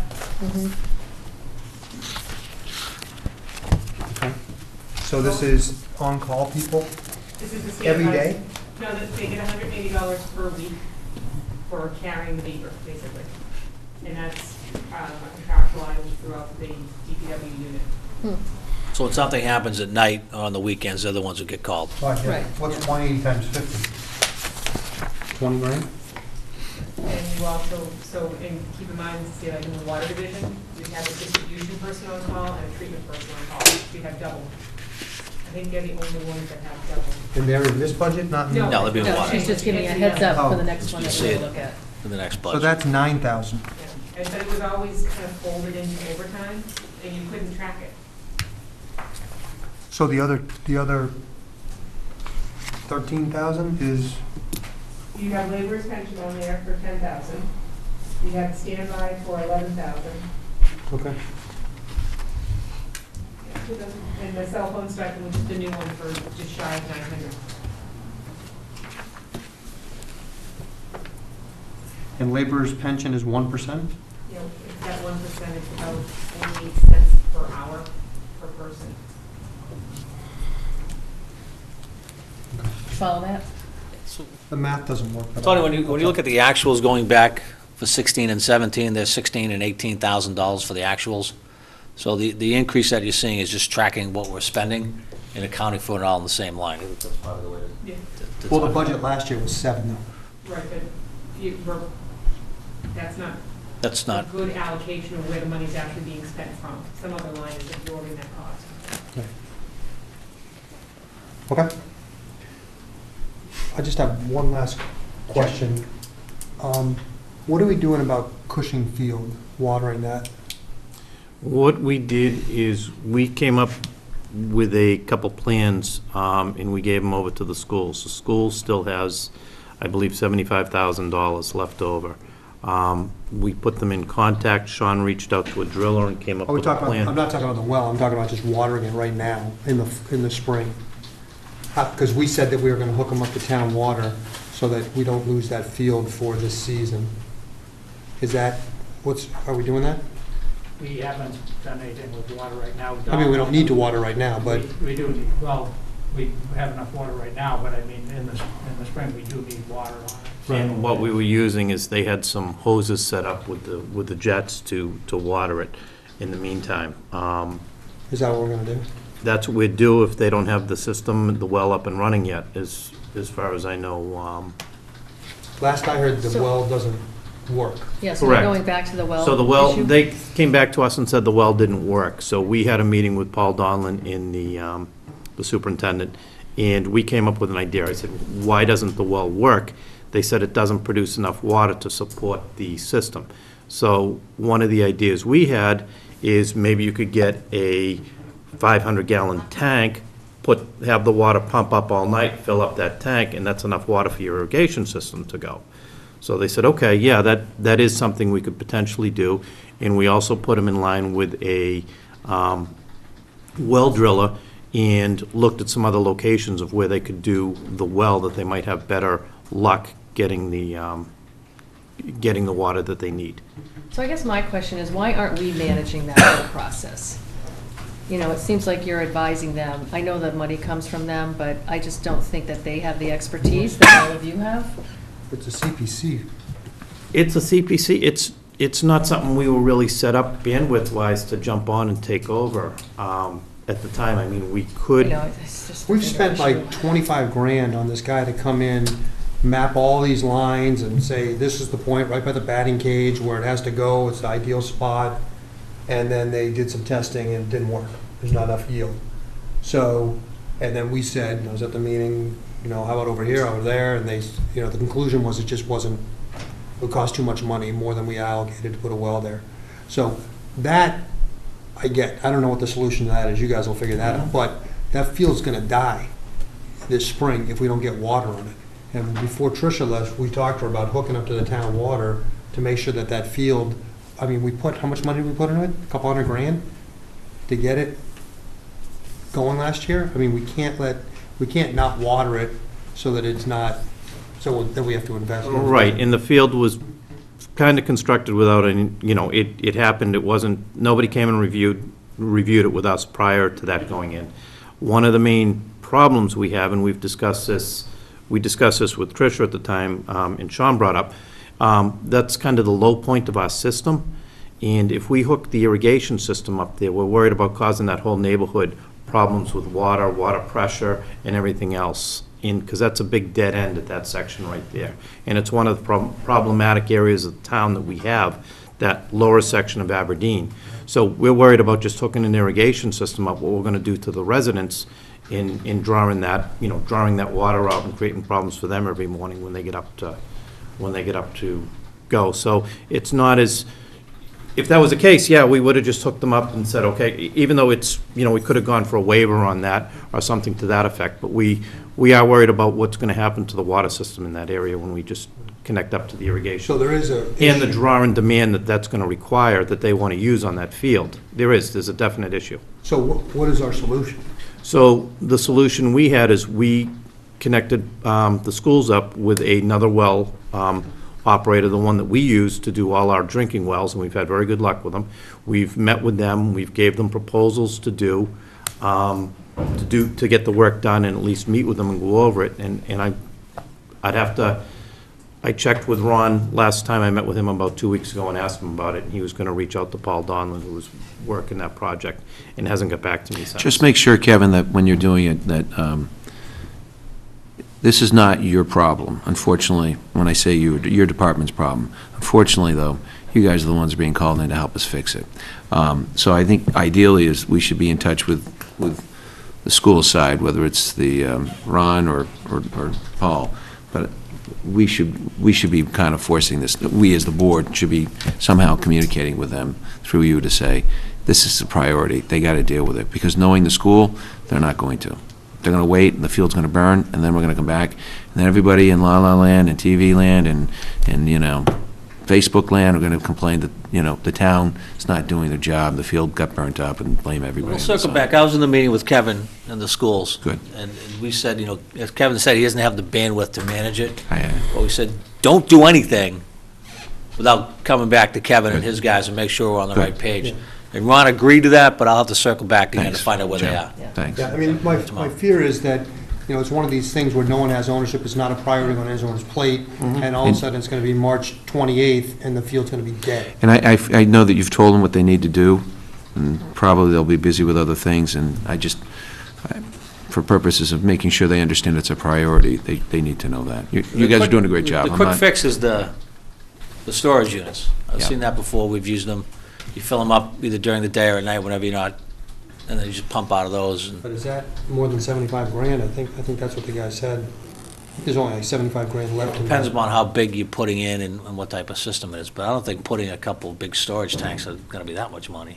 No, Sean, I'll let you step in. We spoke to the well driller and talked to him about We it. did. From what I recall, some of the meetings that we had, yes, they did pinpoint a lot of good spots, to drill, but the well driller that they picked couldn't drill through the hard pan. We had that same problem with our well 22, the satellite well.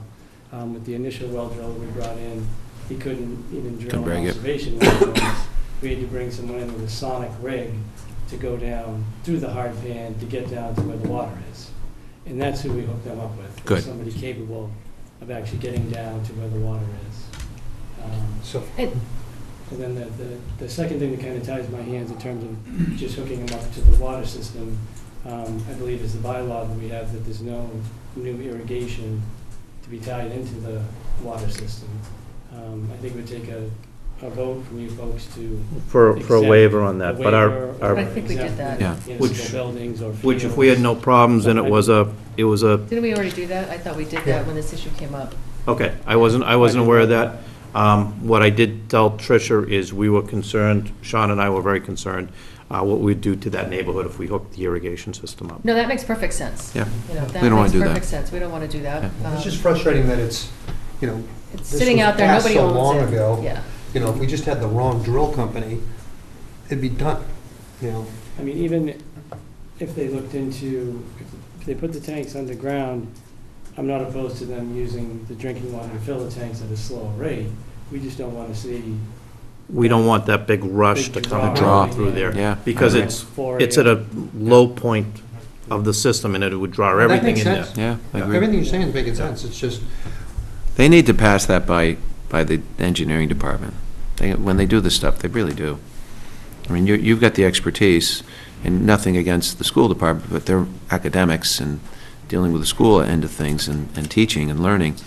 They're experts at that. I mean, they should really be using the resources over here. We didn't realize much on that project until Yeah. it was pretty far Too along. late, yeah. We've talked to John about the potential project at the high school, too, that Good. we would, even if we have to put some extra money in to hire someone if they don't have the bandwidth, but that project was going to be overseen by someone who actually does that, not by Yeah. the school department. I think what we're Makes hearing sense. is, I think this area, fields, facilities is definitely an area that we need to tighten up and have very clear lines on responsibility, because this is exactly what happens. There's not a clear line on who owns these projects, and it's nobody's fault, right? It's the fault of the way we're set up. Yeah, there's a couple of issues, and we did the field in Norwell when I was in Norwell, the high school complex, which I think most of you have seen. It's a fantastic complex. Yeah. In terms of the construction, the school department had nothing to do with it. Glenn Ferguson was the volunteer at that point. He's now the DPW superintendent. He did most of the work. So the schools were brought in for their input in the design. We need this, we need that, we need this, we did that. It was designed. They were completely out of it. We built it, and it was done. They said thanks, and they took possession of it. But one of the other things we also do is we had to set up a use agreement, what the schools got, what the youth groups got, when they got it. That was all set up before we put the whole project in motion. And, the third thing is, if you play in the turf fields, there's an additional fee. In Norwell, there's an additional fee in Linfield. And those fees go towards a maintenance fund for the turf and a capital replacement fund for the turf. So we're building a reserve that when that grass, the fake grass grows, we can replace it. I've talked to the superintendent about that, about coming up with an agreement on how we're going to use this, how we're going to manage.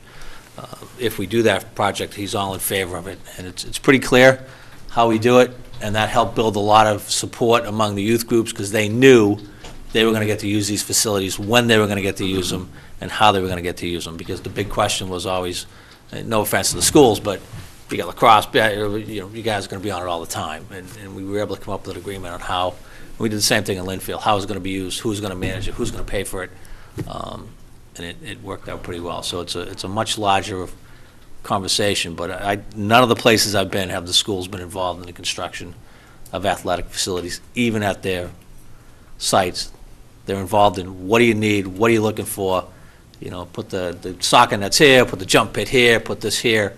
Okay, done. We took it and we built it. Well, I look forward to clearing that up.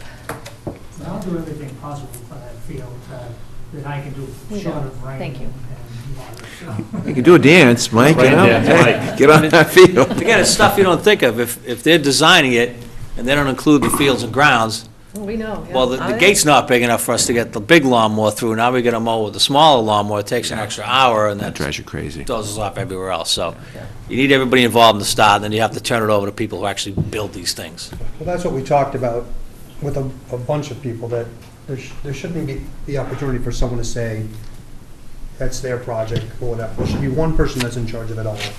And then there's no question about who cuts the grass, who fixes the field, who paints the buildings. You know, there's just, it's Bill's job, that's what Bill does. The myth is, though, that turf fields take less maintenance than grass fields. It's different maintenance, but they're getting so much more use that you still have to spend a lot of time with the sweeper and the groomers and do that. There's annual maintenance on them. There's, what is it, about every 6 months you're supposed to Vacuum and take the pellets pellets or out, you're supposed to disinfect everything. You bring the company back once a month and they sew everything. I mean, there's a lot of maintenance and upkeep. It's not the same as a grass field, but there's still a lot of maintenance and upkeep on those fields if you want to maintain them for the 10 to 15-year lifespan. So can someone just assure me that that field's gonna get water somehow, so it's not dead in March? Well, it'll get water if it rains, but yeah, I'll get on the superintendent tomorrow, Tony. I'll follow up with him. We'll find out what it is, circle back with Kevin, and make sure that that company that we talked to them about, the well company, is getting out there and doing something as soon as we can get them out Yeah, there. and we had two viable ideas for them of which direction they could go, and not, you know, they're busy with other things also, but Right. we'll follow up and do whatever we can to help them. Thanks. All right. Great. I think we made, What's our next one? Transfer? okay. So Mike, thank you. Thank you. Although we're into the transfer station enterprise fund, so is that back to Sean or Kevin? Yes. So 433, Yeah, where is it? it's at the end, so it's at the very back. 63, I think. Okay. Oh, well, 433 is the, well, I know, when I was Right, going but through it's this under last It's on the night. tab 63 in the Yeah, it's back. tab 63, 133 is the department number, 63 is the fund number. right. Hey, Mike, I got two teenagers at home alone. can I ask Mike one question before he leaves? Only if No. it's when we go into the garden. Yeah. Go ahead. Yeah, Mike, I was just going to ask you if you could give us a report, because sometimes our information is not all that Yeah, accurate, our right? sports reporter has not been up to par lately. We're doing good, we're half a point away from the playoffs, so Yay. tomorrow we should clinch it, and Who do you play tomorrow, Mike? Pembroke, so. Oh, And then I may How many go to games left? You know, 4. Good. Yeah, but they're on the rise right now, we'll see what happens. yeah, you never Good know. coaching, yes. Thanks, you guys. Great job, Thanks, thank Mike. you. Sean, that's. Sorry, Tony, I just... He's been waiting Sean, to- run, tell him. Call me out. He's been waiting to do that. So 433 is the transfer station budget. Let's do that first. I think we may as well just do both tonight, right? The budget and the enterprise fund. They're one and the same. Yeah, so, yeah. So who's doing that, Kevin or Sean? I will let Sean take that, and I'll be here to help as always, and let me see if we have form. Well, we're hanging on in a volatile market down there. We may be back in another month or so to discuss upping some of the rates on disposal fees for some of the specialty items, C&D or tires or electronics, things like that. Just the prices to dispose and transport are creeping up to where we're charging. We need to start making some returns, if not cheaper. So in 2016, was that renegotiation of a contract why we had a rate reduction there? No, that was when I'm sorry, may I? Yes, you may. That was when the the new buildings were coming on Mm-hmm. with the first bond issue, so Trish's recommendation to the board was to reduce the trash fee by $10. Okay. And that- Nancy and there was I a- bought it, Yeah, there was a cost to that. There was about $55,000 hit on the revenue for that. So, yeah, Tim and I, Okay. we had opinions on it. Sorry, Sean, I just, No, no. I was looking at your revenue numbers, sort of along the same lines as what you're talking about. So it's back here, yeah, you could go back a couple of pages. All right.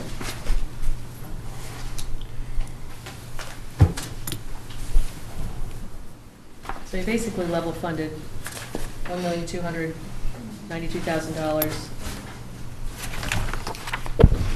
$1,000 more than last year. I'll open it up for questions. The expenses are pretty bad. What's the, Nancy, the debt and interest seems low. We refinanced the debt, one of the bonds that we refinanced had transfer station debt. I don't know if you recall, probably about 3 or 4 years ago, we had a special town meeting article to pay it down. So we paid it off, so there's just two small pieces that, it's actually, it's only one small piece that's left that's maturing out. And that's the $16,000 Yeah, charge? so we used to do with a $100,000 subsidy to the transfer station. I think it was for the landfill capping and for the first building, Yep. and then we paid it off when we refinanced that bond. So we stopped giving them the subsidy because they didn't have debt anymore. And it's just this one piece, and trying to remember, I think it's For the, another small building up there. for the flare to, is it That was to? $100,000. I don't think this is the flare. Okay. It's small, it's like another small building, but it wasn't part of that, the refunded bond. So there's no debt, we refunded it and we paid it off Yeah, with retained earnings? we actually paid it off with free cash because we were subsidizing that part of the debt with that $100,000. This is probably 3 or 4 years ago. No, I know that, but there's no debt at all in this enterprise? And there is. There is. A little bit. 16,000. I know, that's, That's it. Yeah, it's little. it's nothing, it's a Yeah, we truck. haven't added any new debt to it. But there used to be. Yep. Right. There was, which we retired it by paying it down, and then we just have the last piece of it, which is the 15,000 plus interest. Thank I you. think Al was in charge when we did that, when we paid that off. I remember that. So, No further questions, Madam Chair. Sorry. Karen, did you have any questions? so the rates are going back to the old, which What is, they were before. which is, It was a $10 change. okay. Yeah, they And then- 80 to 70 back to 80 again. Is there no electric charge because, why is there no electric charge? there is an electric charge. I know, so it's zeroed out in the fiscal 19 budget. We'll find out where it went. Put it back. We don't need any. Okay. Yeah, that should be there. Good catch. How much longer, We're really economical up there. Amazing. No lights, no. tapping off all those solar panels? That's, right. Well, no, I wondered if it was. Most people say we work in the dark anyway, so what's the difference if you need lights? How much longer are we in contract with Covanta? How many more years? Do you know off the top of your head? 23, I think. Yeah. 2023? Is that the hauling? Yes, the MSW, that's all that is. You know of any new facilities opening up soon, or? No, I don't. Be prepared for a substantial increase in that In hauling? disposal. It's yeah. all included. Because of the glass? Because of the glass? No, it's just, there's no place to put it anymore, so their fees are going through the roof. They're getting now about $95 a ton, I think, last time I looked. That we were at 85, Disposal. 86. Right, so it's, the Including- market's in the $95 to $100 a ton to dispose of right now. So 5 years from now, that's going to be even more, so that'll be a substantial increase Would when it Would comes it be off. a bad idea to talk to somebody now? Before, you know? I don't know if they're still in the blend and extend mode. They were doing that with what I call the legacy towns.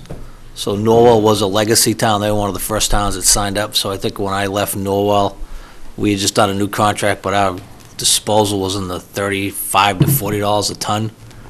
because we were capped at our original plus what they call change in laws. So the town did a blend and extend. They started paying significantly more, but never what the market was bearing. For a contract like ours, we can talk to them, but I'm not sure they're going to be in the market for that. But we can, we can always talk to We them. did it about 4 years ago and extended it out further. But They're, Yeah, and you pay a little bit more now to pay a little bit less. You're betting it's going to go up higher than what you're paying in the future. they're still pretty aggressive. They want solid waste. They got Boston a couple years ago, and that took a lot of the pressure off, because Boston's just a giant amount of trash. But we can talk to them, Sean. It's been a while since I talked to them. I was dumping it someplace else in the North Shore, so I haven't talked to Covanta in a couple of years. All right, any other questions on transfer? John, do you have any questions? No, madam. So Nancy, the retained earning is 368,000? Yes, it's low, because there's a hit on the, And do these revenue have the fee increase in it? it does reflect the increase for the stickers. It does not reflect anything that Sean may be bringing before the board with Kevin about, because of all of the increases. which So will we're certainly budgeting help that. $130,000 deficit this year.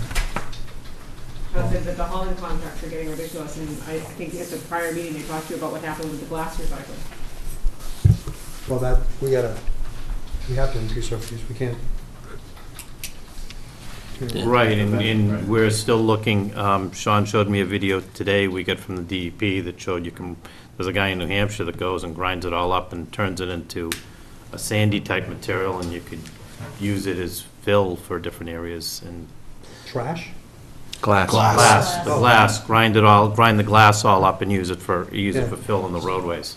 But the problem is we generate a lot of glass, but the cost of grinding up the glass for what you get for gravel is, No, I'm saying the glass isn't the reason why we're 130 grand. Oh, no, I'm just saying the problems that we've had recently with the hauling in the glass and that type of stuff, yes. So this year we can absorb it, but You're going to have to, yeah. next year's. Yeah.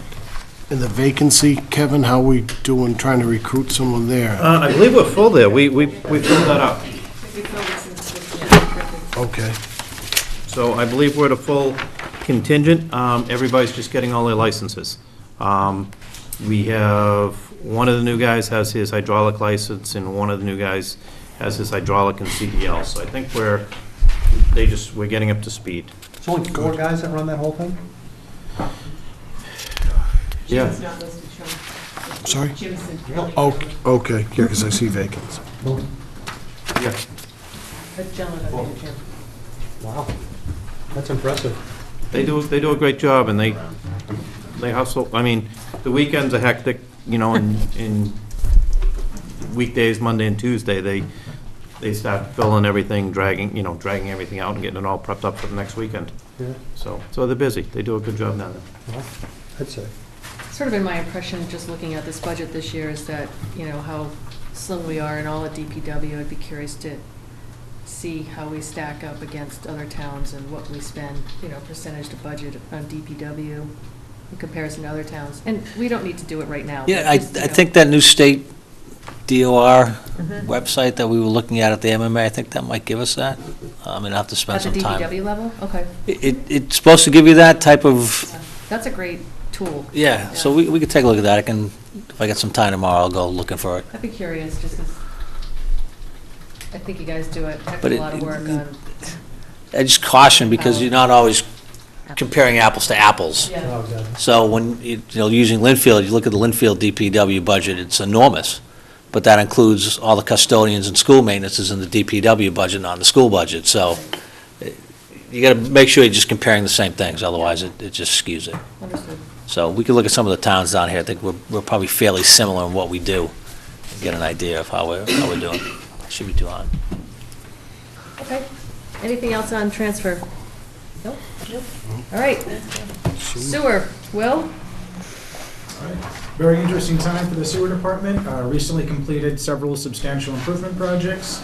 We've got several other improvement projects underway, one of which is our copper removal pilot study. Pleased to report that the pilot study is operating, and we are getting good results. Good. And it seems that we may be able to get away with using less chemical than we originally anticipated. So those are all good signs there.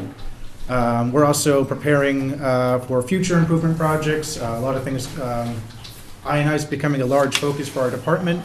We're going to be doing the Cedar Point Sewer Force Main Replacement Project to take out roughly, I think there's about 44,000 gallons per day of I&I flowing into the sewer system.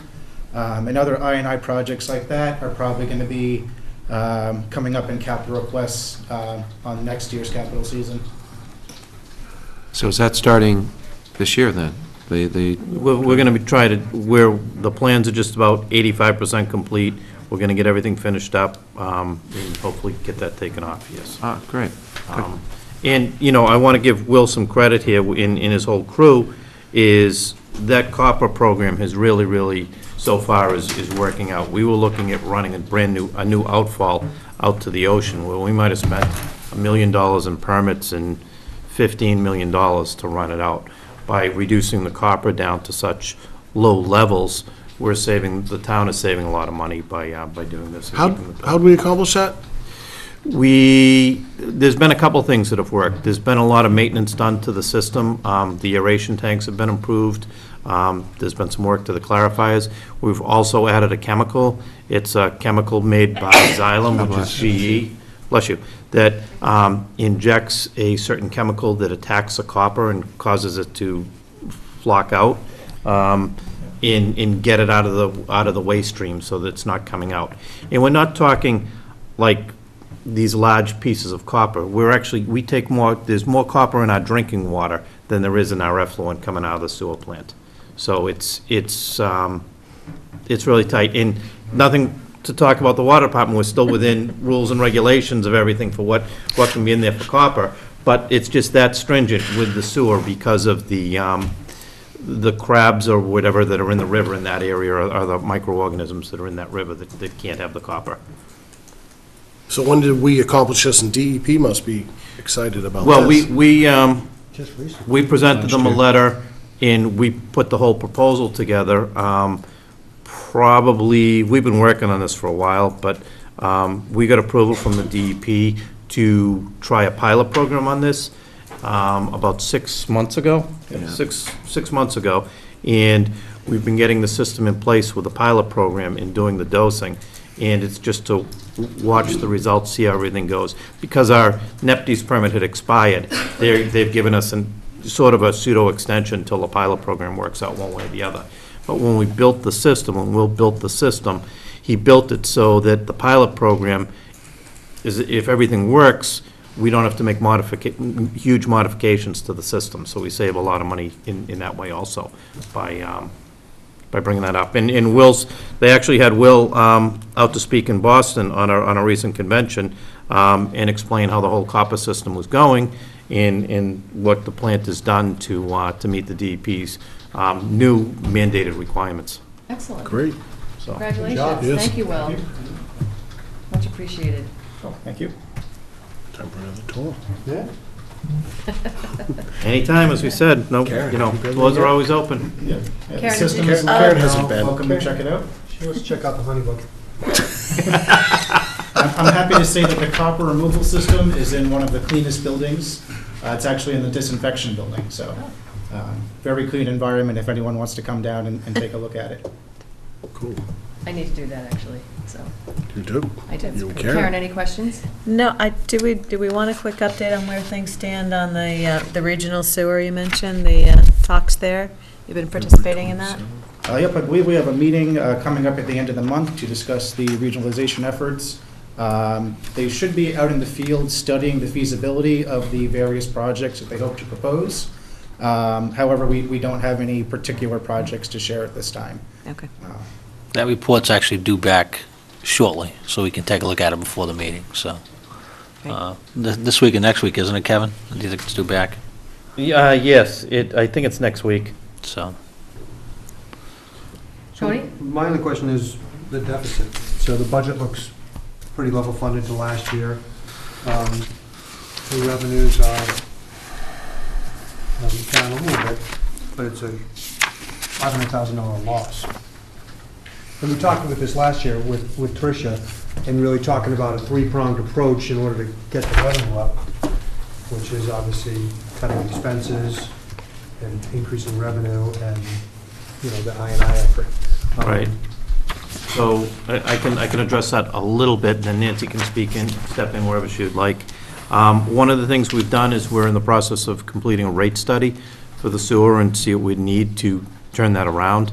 We're also doing it with water also, and we'll be coming before the board and doing a presentation on the water rates and sewer rates to see where we are in the future and future projects that are coming up.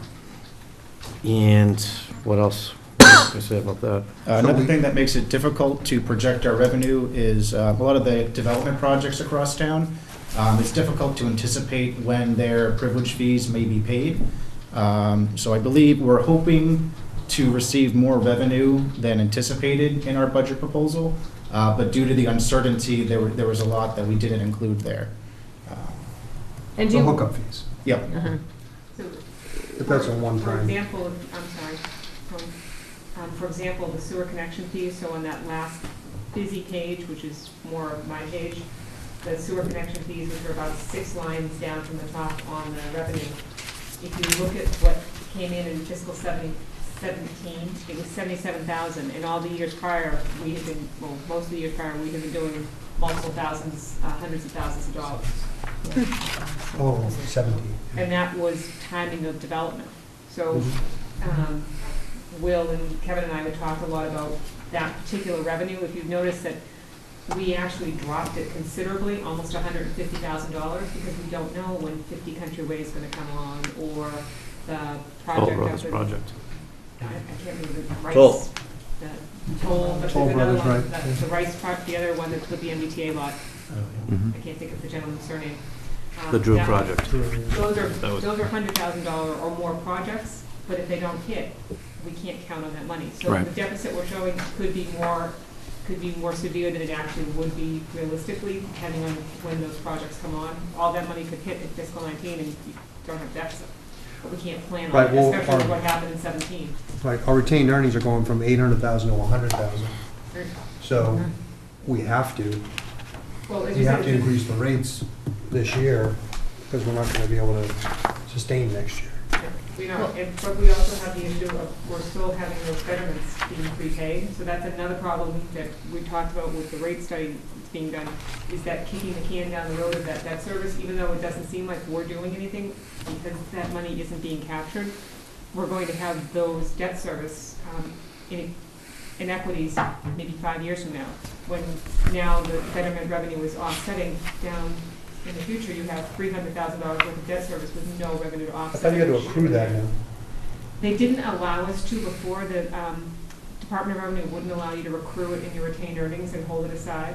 So we created the sewer capital stabilization fund to try to capture it, and we did capture $350,000 of it. But the problem's been, which unfortunately I'm preaching to the choir with Will, there was so much maintenance and emergency repairs that had to be done at the sewer wastewater plant and at some of the pump stations.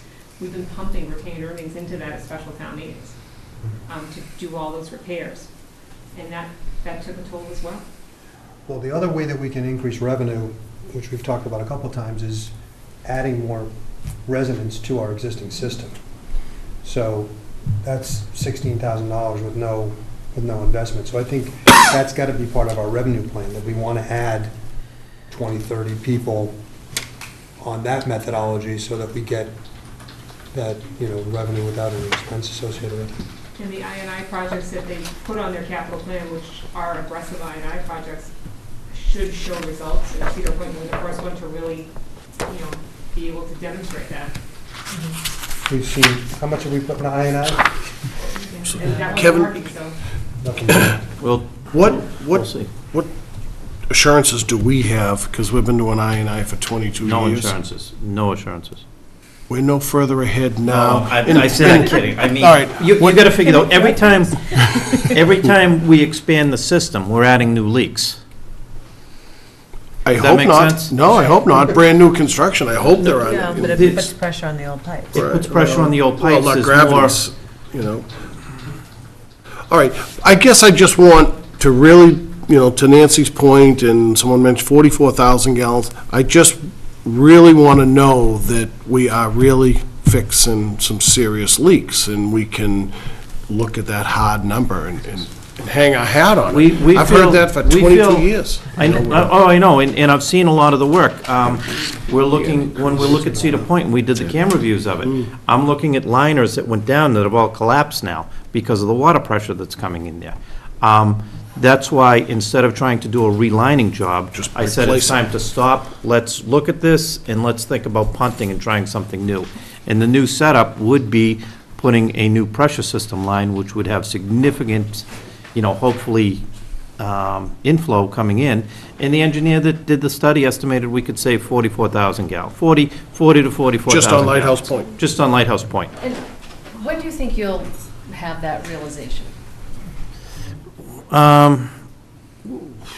It might take a month, and the reason I say a month is because we'll have to look at our historic data for that month, and then see how the flows have changed, if they have changed, and then also back out whatever new houses or new developments went in to get a feeling for it, to get a feel and see how we're doing with it. But what is 44,000 gallons a day going to impact our expenses? Well, it's going to impact your expenses in quite a few,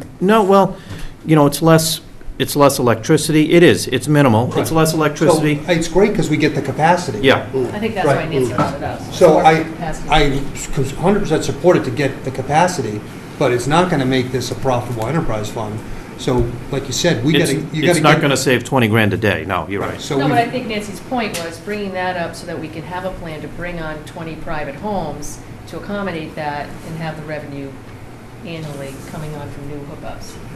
And removing I&I will also have the added benefit of reducing wear and tear on equipment. For example, during storm events, there's a tremendous amount of inflow that enters the sewer system. We have to online a lot of our equipment and run it at 100%, which consumes a lot of energy. It's also very damaging and stressful to the equipment. Generally in the winter season, when we have these storm events, is when we go through our largest replacement season of equipment that happens to fail because of the stress that's placed on there. So alleviating that stress coming in from stormwater flow, we'll definitely see some gains in operating budget. Well, there's no doubt if the I&I works, it's going to increase it, but it's not going to pull us out of this kind of downward trend. Not with the funding, no. Everybody should just know that the rates are going to have to go up. And we've got to get more than a strategy of just having rates go up to eat up the deficit, expenses, adding people, and rates. And that's why we had an in-depth rate study done on the sewer. And as we said, I'm hoping within a month, we'll be able to present it to the board and have somebody come in, present it, and show you their findings of what they've come up with. We've already had 2 pre-meetings with them, but we'll be having another meeting soon. Nancy? And the third prong of what you were referring to was the expenses, and in this particular budget, there was a request for about $93,000 more in equipment, parts, and chemicals and lab supplies that was not supported. But things like the electricity that you called out in prior year budgets was held steady at $310,000, which seems like a lot, but that's actually been brought down. But we couldn't really go too much lower because 2016 we spent $295, in 2017 we spent $283. If we have those high flows, he needs a little bit of space to go, and the only real big jump within the budget was in rental equipment, which every year it comes up, and that's sludge case. Yep, the hauling and disposal of sludge And our cake. contract costs went up on that, so we did have to go up on that. But if you look at the bottom line numbers for purchase of services and materials and supplies, those are kept tight. Because one, we can't support it, and 2, that's, as you said, the third prong, manage your expenses better. And that's one of the best days for the tomorrow when the sludge cake's being removed. Great, give me a text. July. Wear your boots. I'll wear yours. All right. Anything else for Will? No? Good job. Will, great job, thank Yeah. you. Yes. And congratulations on your speech, and Thanks for representing. we're proud of you. All right, last but not least, Sean, Water Enterprise.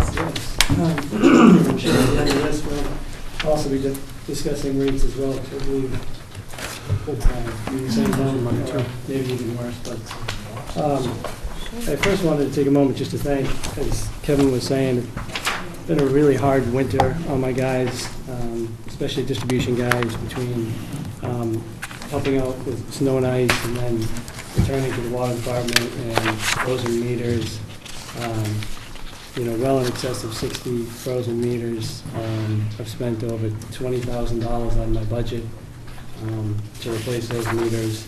And unfortunately, it's coming out of my budget because I didn't get any funding last year for capital for replacing water meters. So, but to go back to the guys, they've done a tremendous job. I just want to thank them for all their hard work. And then to go into some of the accomplishments, to name a few, as Sean had said, we replaced 7 miles of pre-1935 cast iron water mains. We redeveloped wells 10, 11, and 18 to increase the capacity. We inspected and cleaned both the Pinchin Hill tank and the Manlaw tanks, and also removed the sediment within the tank to improve the water quality. As much as 7 inches of sediment in one of the tanks. We fully replaced the granule activated carbon at the water treatment plant. That's the carbon filter, as we call it.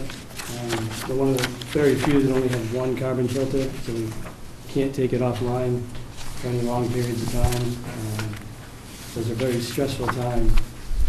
When we did that, that's when we sent the reverse 911 out to all the residents asking for their help, and I'd like to thank them for helping out and pitching in and using less water, because it did help out quite a bit. If I can jump in there, Sean, I don't know when that had ever been removed, all the carbon removed at one time like that and replaced. Back a few years ago, Jimmy DeBarros did a third or a half and replaced some of the carbon.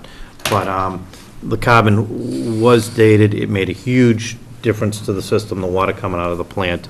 And, Sean, he went after it, and he did a really good job on it, getting that carbon completed, because it's dangerous, because once you do that, the water in the well, in the tanks keeps dropping, and you need it for fire protection.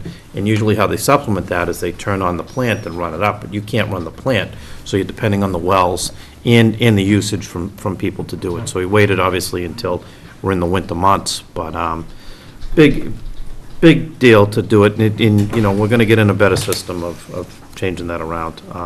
We came close to running into Thanksgiving, basically. It got a little tight there, but we got through it, and the good news is various routine samples that we've taken after this project have shown significant improvement in the water quality. It was good before, but now it's even better. Again, we're seeing some really good results from that. So is that the lining or the bed of that? Black, That's the black. all that black Black stuff, on the yeah. bottom of that Yeah. last step? Yep. So they, You had to empty that, dig it all up and replace it? We move it all out. They back it all out, all in one day. They do 2 shifts if they have to. And your guys did that work?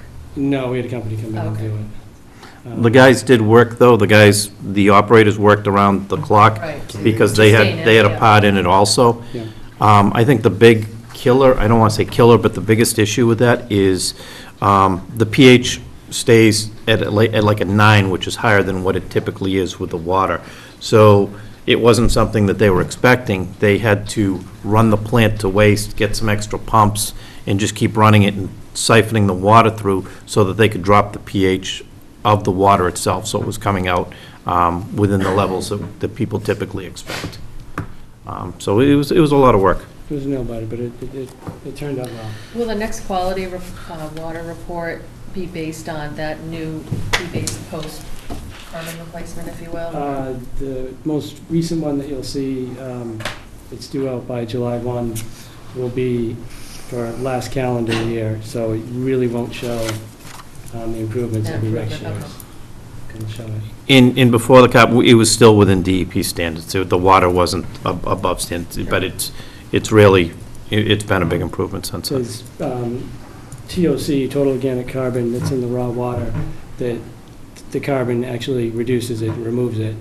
And if it doesn't remove it, that gets out into your system, and that can cause THMs, trihalomethanes, and HAA5s, and those are carcinogens. So there's maximum contaminant levels on those.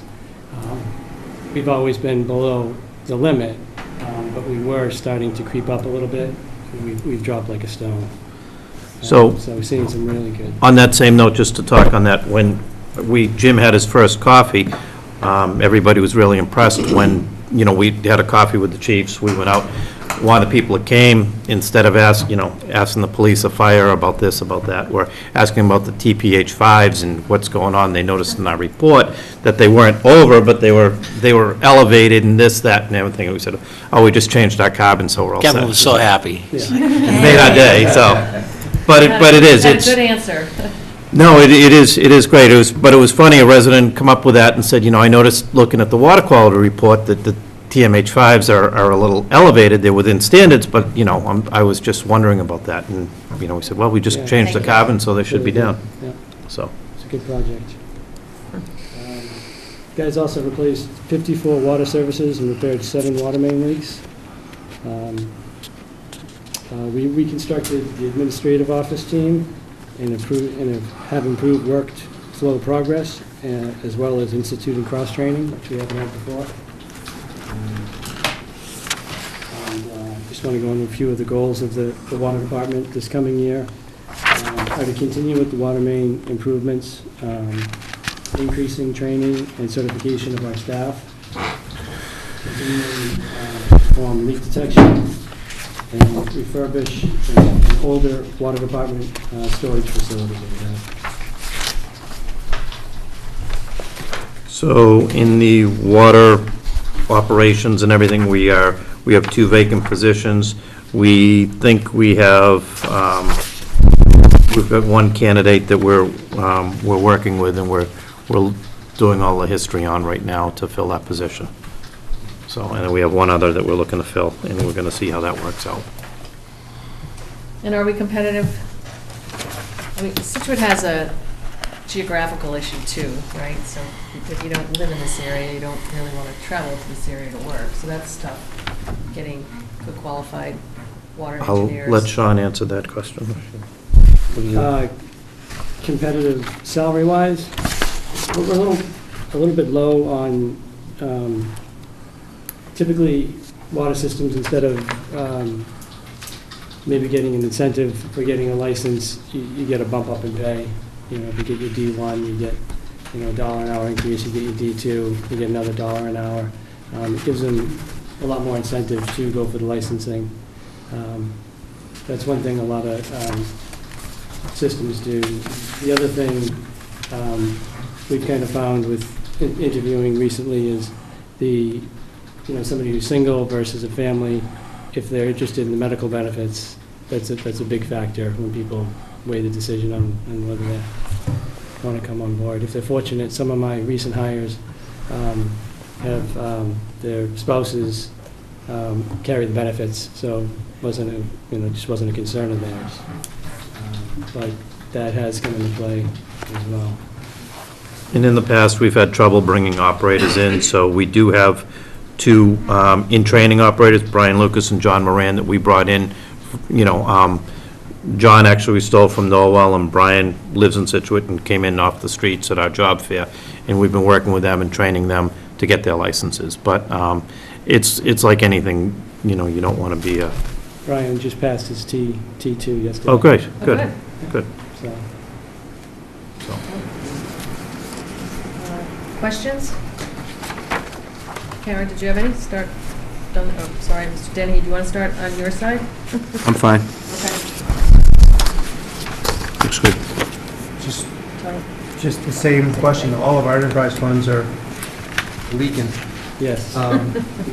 So we're going to lose 400 grand, and we're going to put 160 in capital, and we're going to have negative retained earnings. We're going to have to revisit the capital recommendations for retained earnings if it is, but one of the things at the top of that page, I did bring it up with sewer, and it's more specific to water, is that we're carrying reduced usage because of the drought and all the water conservation measures. So as part of this rate study, the company that's doing it has our full prior year's usage to see how much it's actually gone down. We were carrying a 10% usage reduction. That may either not be enough or maybe too much. And that's why you're also not seeing a change in the biggest revenue line, water use charges. It's level funded from fiscal 18 to fiscal 19, because barring any change in rates, we do have to have a rate discussion. And any for the additional debt that's going to be coming on in a year. The debt that's coming on next year? Not for 19, but we have short-term interest for 19, principal will be for 20. How much? It'll be the final $6.8 million of the $22 million. So the last two, so when we did the last two increases were 19%, 19.7 cover that. If you've got reduced usage and it stays that way because people are continuing to do the water conservation measures, or you're having water restrictions because of issues, that could be higher than that. Hopefully not.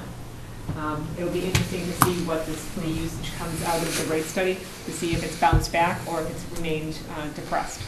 We didn't have enough information for fiscal 18. We'd only been in the drought a few months to have an idea of how much was too much to estimate. But it affects water, it also affects sewer, and that's why it's called out as drought. And again, you'll see that the water installation charges were reduced because we had that fiscal 17 year where we just didn't bring them in the way we thought we would.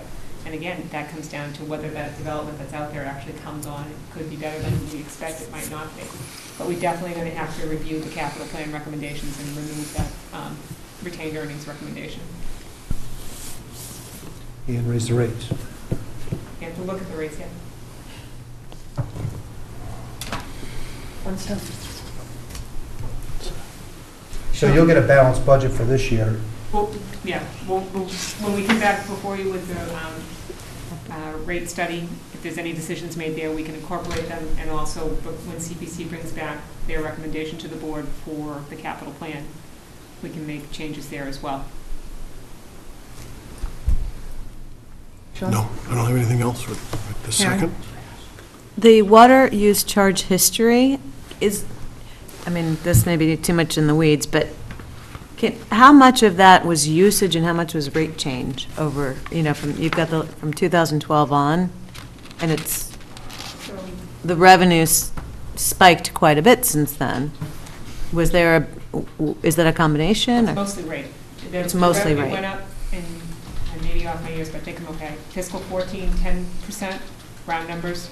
Fiscal 15, 19%, fiscal 16, 19%, did not change for fiscal 17. We haven't had any discussions in fiscal 18 to date. We're in the third quarter of billing. Okay.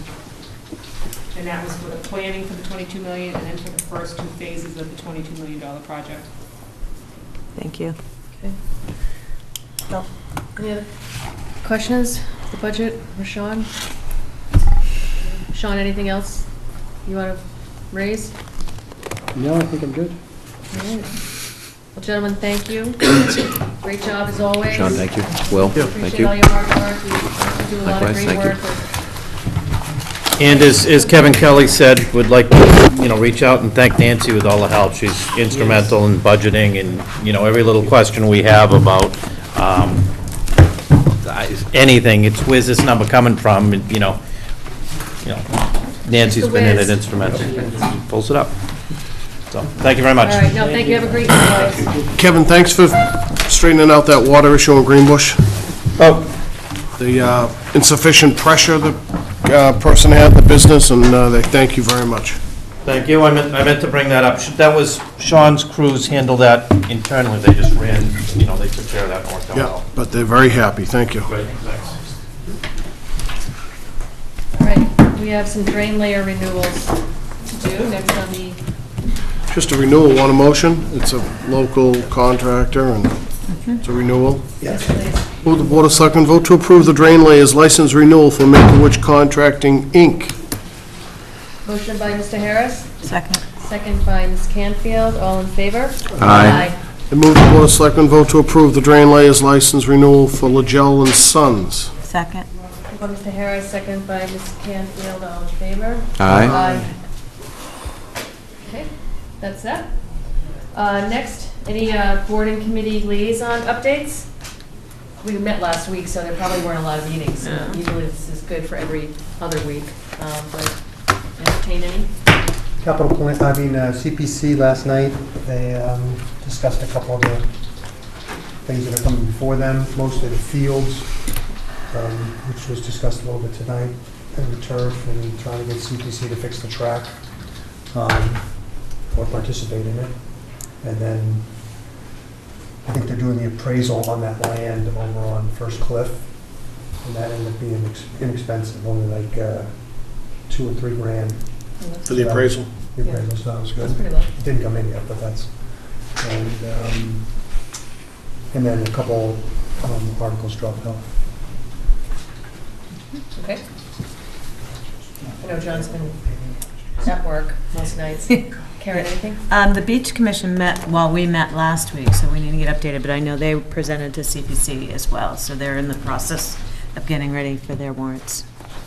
So. Sean? Nope. I just been to advisory between then and last week and this week, so they're just working through. No great surprises there. Working through the budget, doing their due diligence. That's all I have for that. Correspondence, we have several, Mr. Clerk. But we have some fun correspondence that before everybody turns off, maybe we should do the fun correspondence first. Wait, one of those is mine. No, I want that one. I want both of them. Wait. Yes, this is the one that's so cute. So, I don't know, this is an annual occurrence that is really nice. The Wampatuck School, every year, 4th grade, takes the time to write us Valentines. So, I think we should read them. They took the time to write them. We'll read them. Go ahead, Mr. Vice Chair Vignani. Would you like to read yours first? No, you seem enamored with that one. Let's hear it. I think this one's cute. They're all cute. I read them all already. Dear Selectmen and women, Happy Valentine's Day. We appreciate all that you've done, like making local laws that keeps this town in order. We would also like to thank you for being such great people. And this is what I love. Sincerely, Finn and Johnny. It's just cute. Nice penmanship. Great penmanship. Go ahead. We'll go from left to right. Go ahead, John. Mine is, love you, sweetheart, XOXO, love bug, and cool kid. Dear Selectmen and Select Women, thank you for all of your hard work. We appreciate you making local laws, sounds a little familiar here, and approving budgets. Didn't copy that. I think approving budgets, that's very apropos. Happy Valentine's Day. Enjoy it with your family. Love, sincerely, grade 4 at Wampatuck. That's very cute. Very cute. And mine has the best friend heart on it. They must have studied local law this day. Dear Selectmen and Select Women, Happy Valentine's Day. Thank you for your great work. We appreciate you helping to make local laws and approving budgets. We hope you have a great Valentine's Day. Sincerely, Maren Boyle and Tessa Valcourt. Thank you, ladies. John? Mine's addressed to Town Hall, so not just us, but everyone else included, everyone. Happy Valentine's Day. We appreciate you helping our town run smoothly and keeping our birth certificates safe. We also thank you for giving different people dump stickers and beach stickers. Also, last, thank you for the marriage certificates. I think she might be in 8th grade. All right? Sincerely, Maury, in the 4th grade at Wampatuck. I love it. Yeah.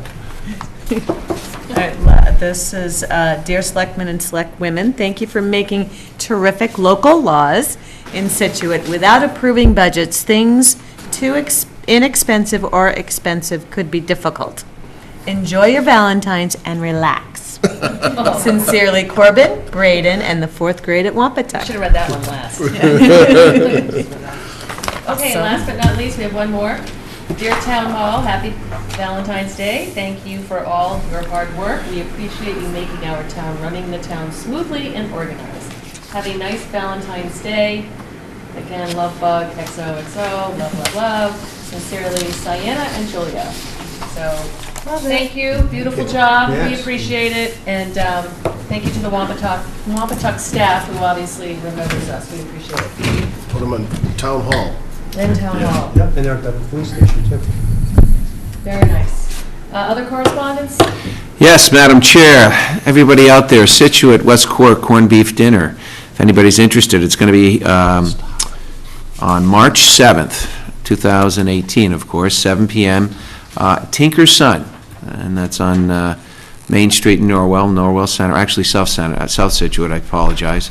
$50 per person, $25 tax deductible. So it's for fundraising for the Scituate's West Cork Committee.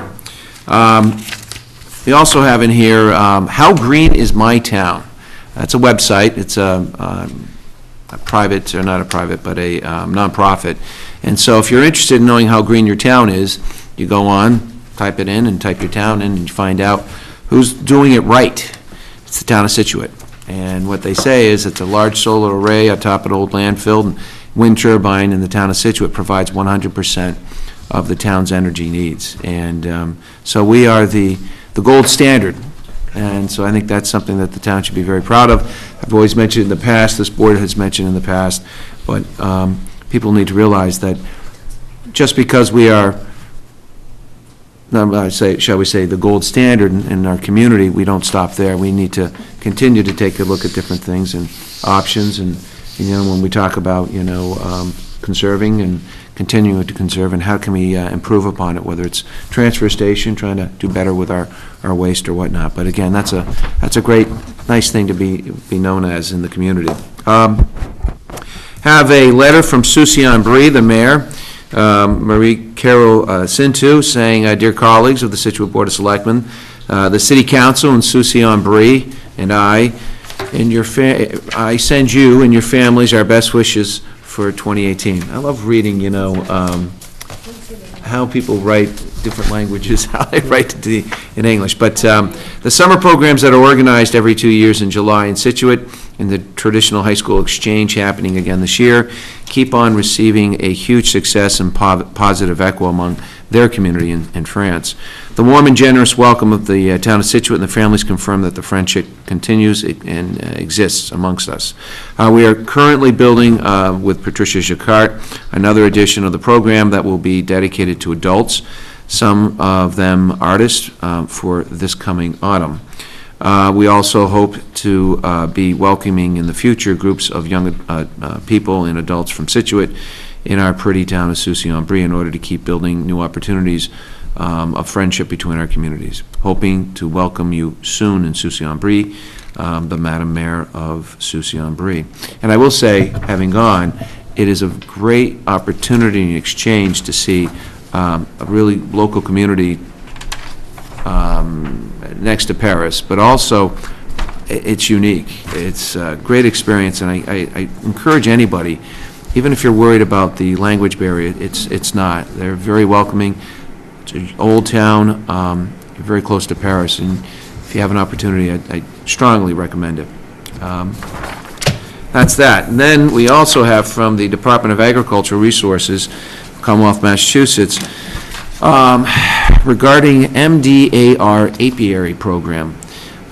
Department of Agricultural Resources is providing resources to the various individuals, families who have apiaries.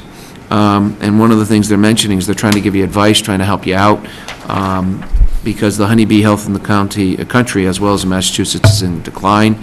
And so they're trying to reach out to people who have apiaries. I know there's some people in town who do, and they have different fact sheets trying to encourage people about promoting the program for bees, honeybees. That's what the apiaries are. And apparently there are about 4,500 in the Commonwealth of Massachusetts. There's about 45,000 to 50,000 hives. And again, the hives are depleting. The bees are important for pollination, cross-pollination, for the agriculture, apparently, based on this. Bees are, shall we say, instrumental in 45% of the Massachusetts agricultural commodities. So bees, we need to continue, the honeybees, we need to make sure that they're protected. So if you have one and you're looking for assistance, for advice, please contact the Department of resources and agricultural resources. Finally, I'll add to the honeybee that there's a local group. My father-in-law had about a dozen hives over the years, and there's a local group of people that also meet and go over. I'll tell you, even if people were interested in trying to expand it, I'd be inclined to say on town-owned property, we can find areas to do it, whether it's in the West End and all that land. I mean, it's something that the town should be actively involved. Again, these are good things that if we're able to do it, we should try to encourage people to expand it, frankly, at no cost, because they're going to help us anyways. Last but not least, love reading a letter from Xfinity, also formerly known as Comcast. And I read it tongue-in-cheek because, frankly, they're a real annoyance. My TV just does not function. The cable goes off, goes on, and we're stuck because they run a monopoly. There's no other competition in town. I wish there was. I hear people say, why isn't this and this and that? What can the town do? The reality is we're subject to Xfinity. So, with that in mind, dear Chairman and members of the board, pursuant to General Law, blah, blah, blah, 166A, Section 10, Comcast is pleased to provide a copy of its Form 500 for 2017. What is a Form 500? The Form 500 contains information on customer video service related issues in your community and how Comcast can respond, including the time taken to resolve these complaints. The Form 500, you know what, frankly, I really don't want to read this. Basically, this is their ability to say, if you have a complaint, file the Form 500, which we know is going to go into a bin, which means it's not going to go anywhere, and they're really not going to help you. But in any event, if you really want to call Comcast, here's a number you can call them. 508, don't interrupt the clerk, 508-732-1536. Talk to Michael Gala, that's Galla. Again, it's 508-732-1536. And register your complaints, ask for the Form 500, and I'm sure he'll be very helpful in trying to make sure that form gets to the right department, who will then probably send it to another department, who will then probably say, what do I do with this, and then ignore it. There you go, Madam Chairman. And actually, it's just further clarification. It's not on record here if people want to see the number of complaints that have been answered and that have taken place in service interruptions too. So Money's the way that they fix things. If there's some way that we could get competition, they'd be more attentive. All right, we need to approve the minutes from February 6th. Ruth, you missed my tirade. John was not here on February 6th. I'm going to abstain for these, yeah. Do I have a motion to approve the minutes for the 6th? Motion to approve the minutes from February 6, 2018. Moved by Ms. Canfield, second by Mr. Vignani. All in favor? Aye. Abstain. One abstention, Maureen. Before we adjourn, any other statements or updates? So I've got, okay. Yes, thank you. I was going to ask for dispensation. Well, you may have noticed, tomorrow, 7:30 a.m., the first U.S. men's hockey game will be played in South Korea with our own Ryan Donato on the team. And you can Google the whole schedule, but this week are the first 3 preliminary games. So, go Team USA! Good luck, Ryan. You're here. Yes. You can handle the national sports. Yes, international. That's, I think that's all I have. Did you have anything? Nope, all set. Mr. Vignani?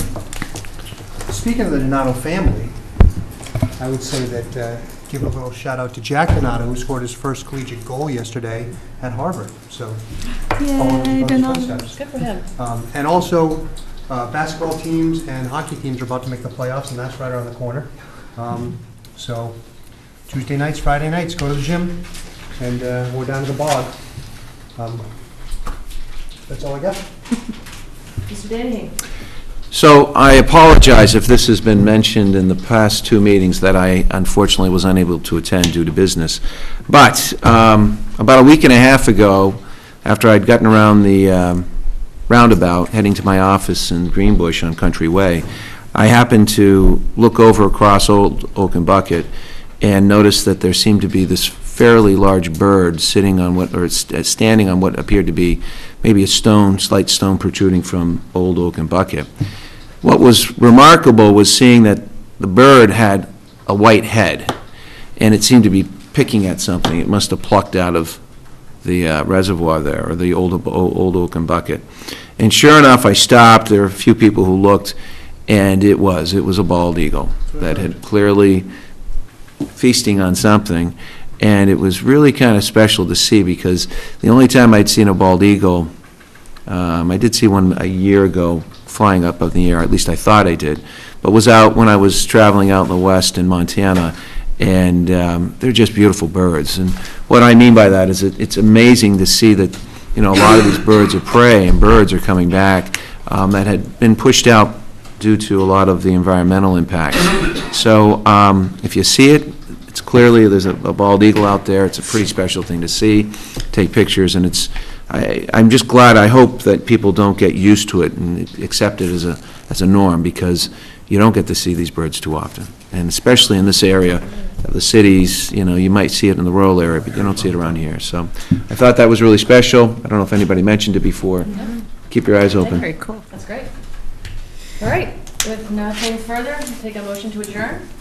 So moved. Second. Moved by Mr. Vignani, second by Mr. Harris. All in favor? Aye. Good night, everyone. Good night, folks. Valentine's Day.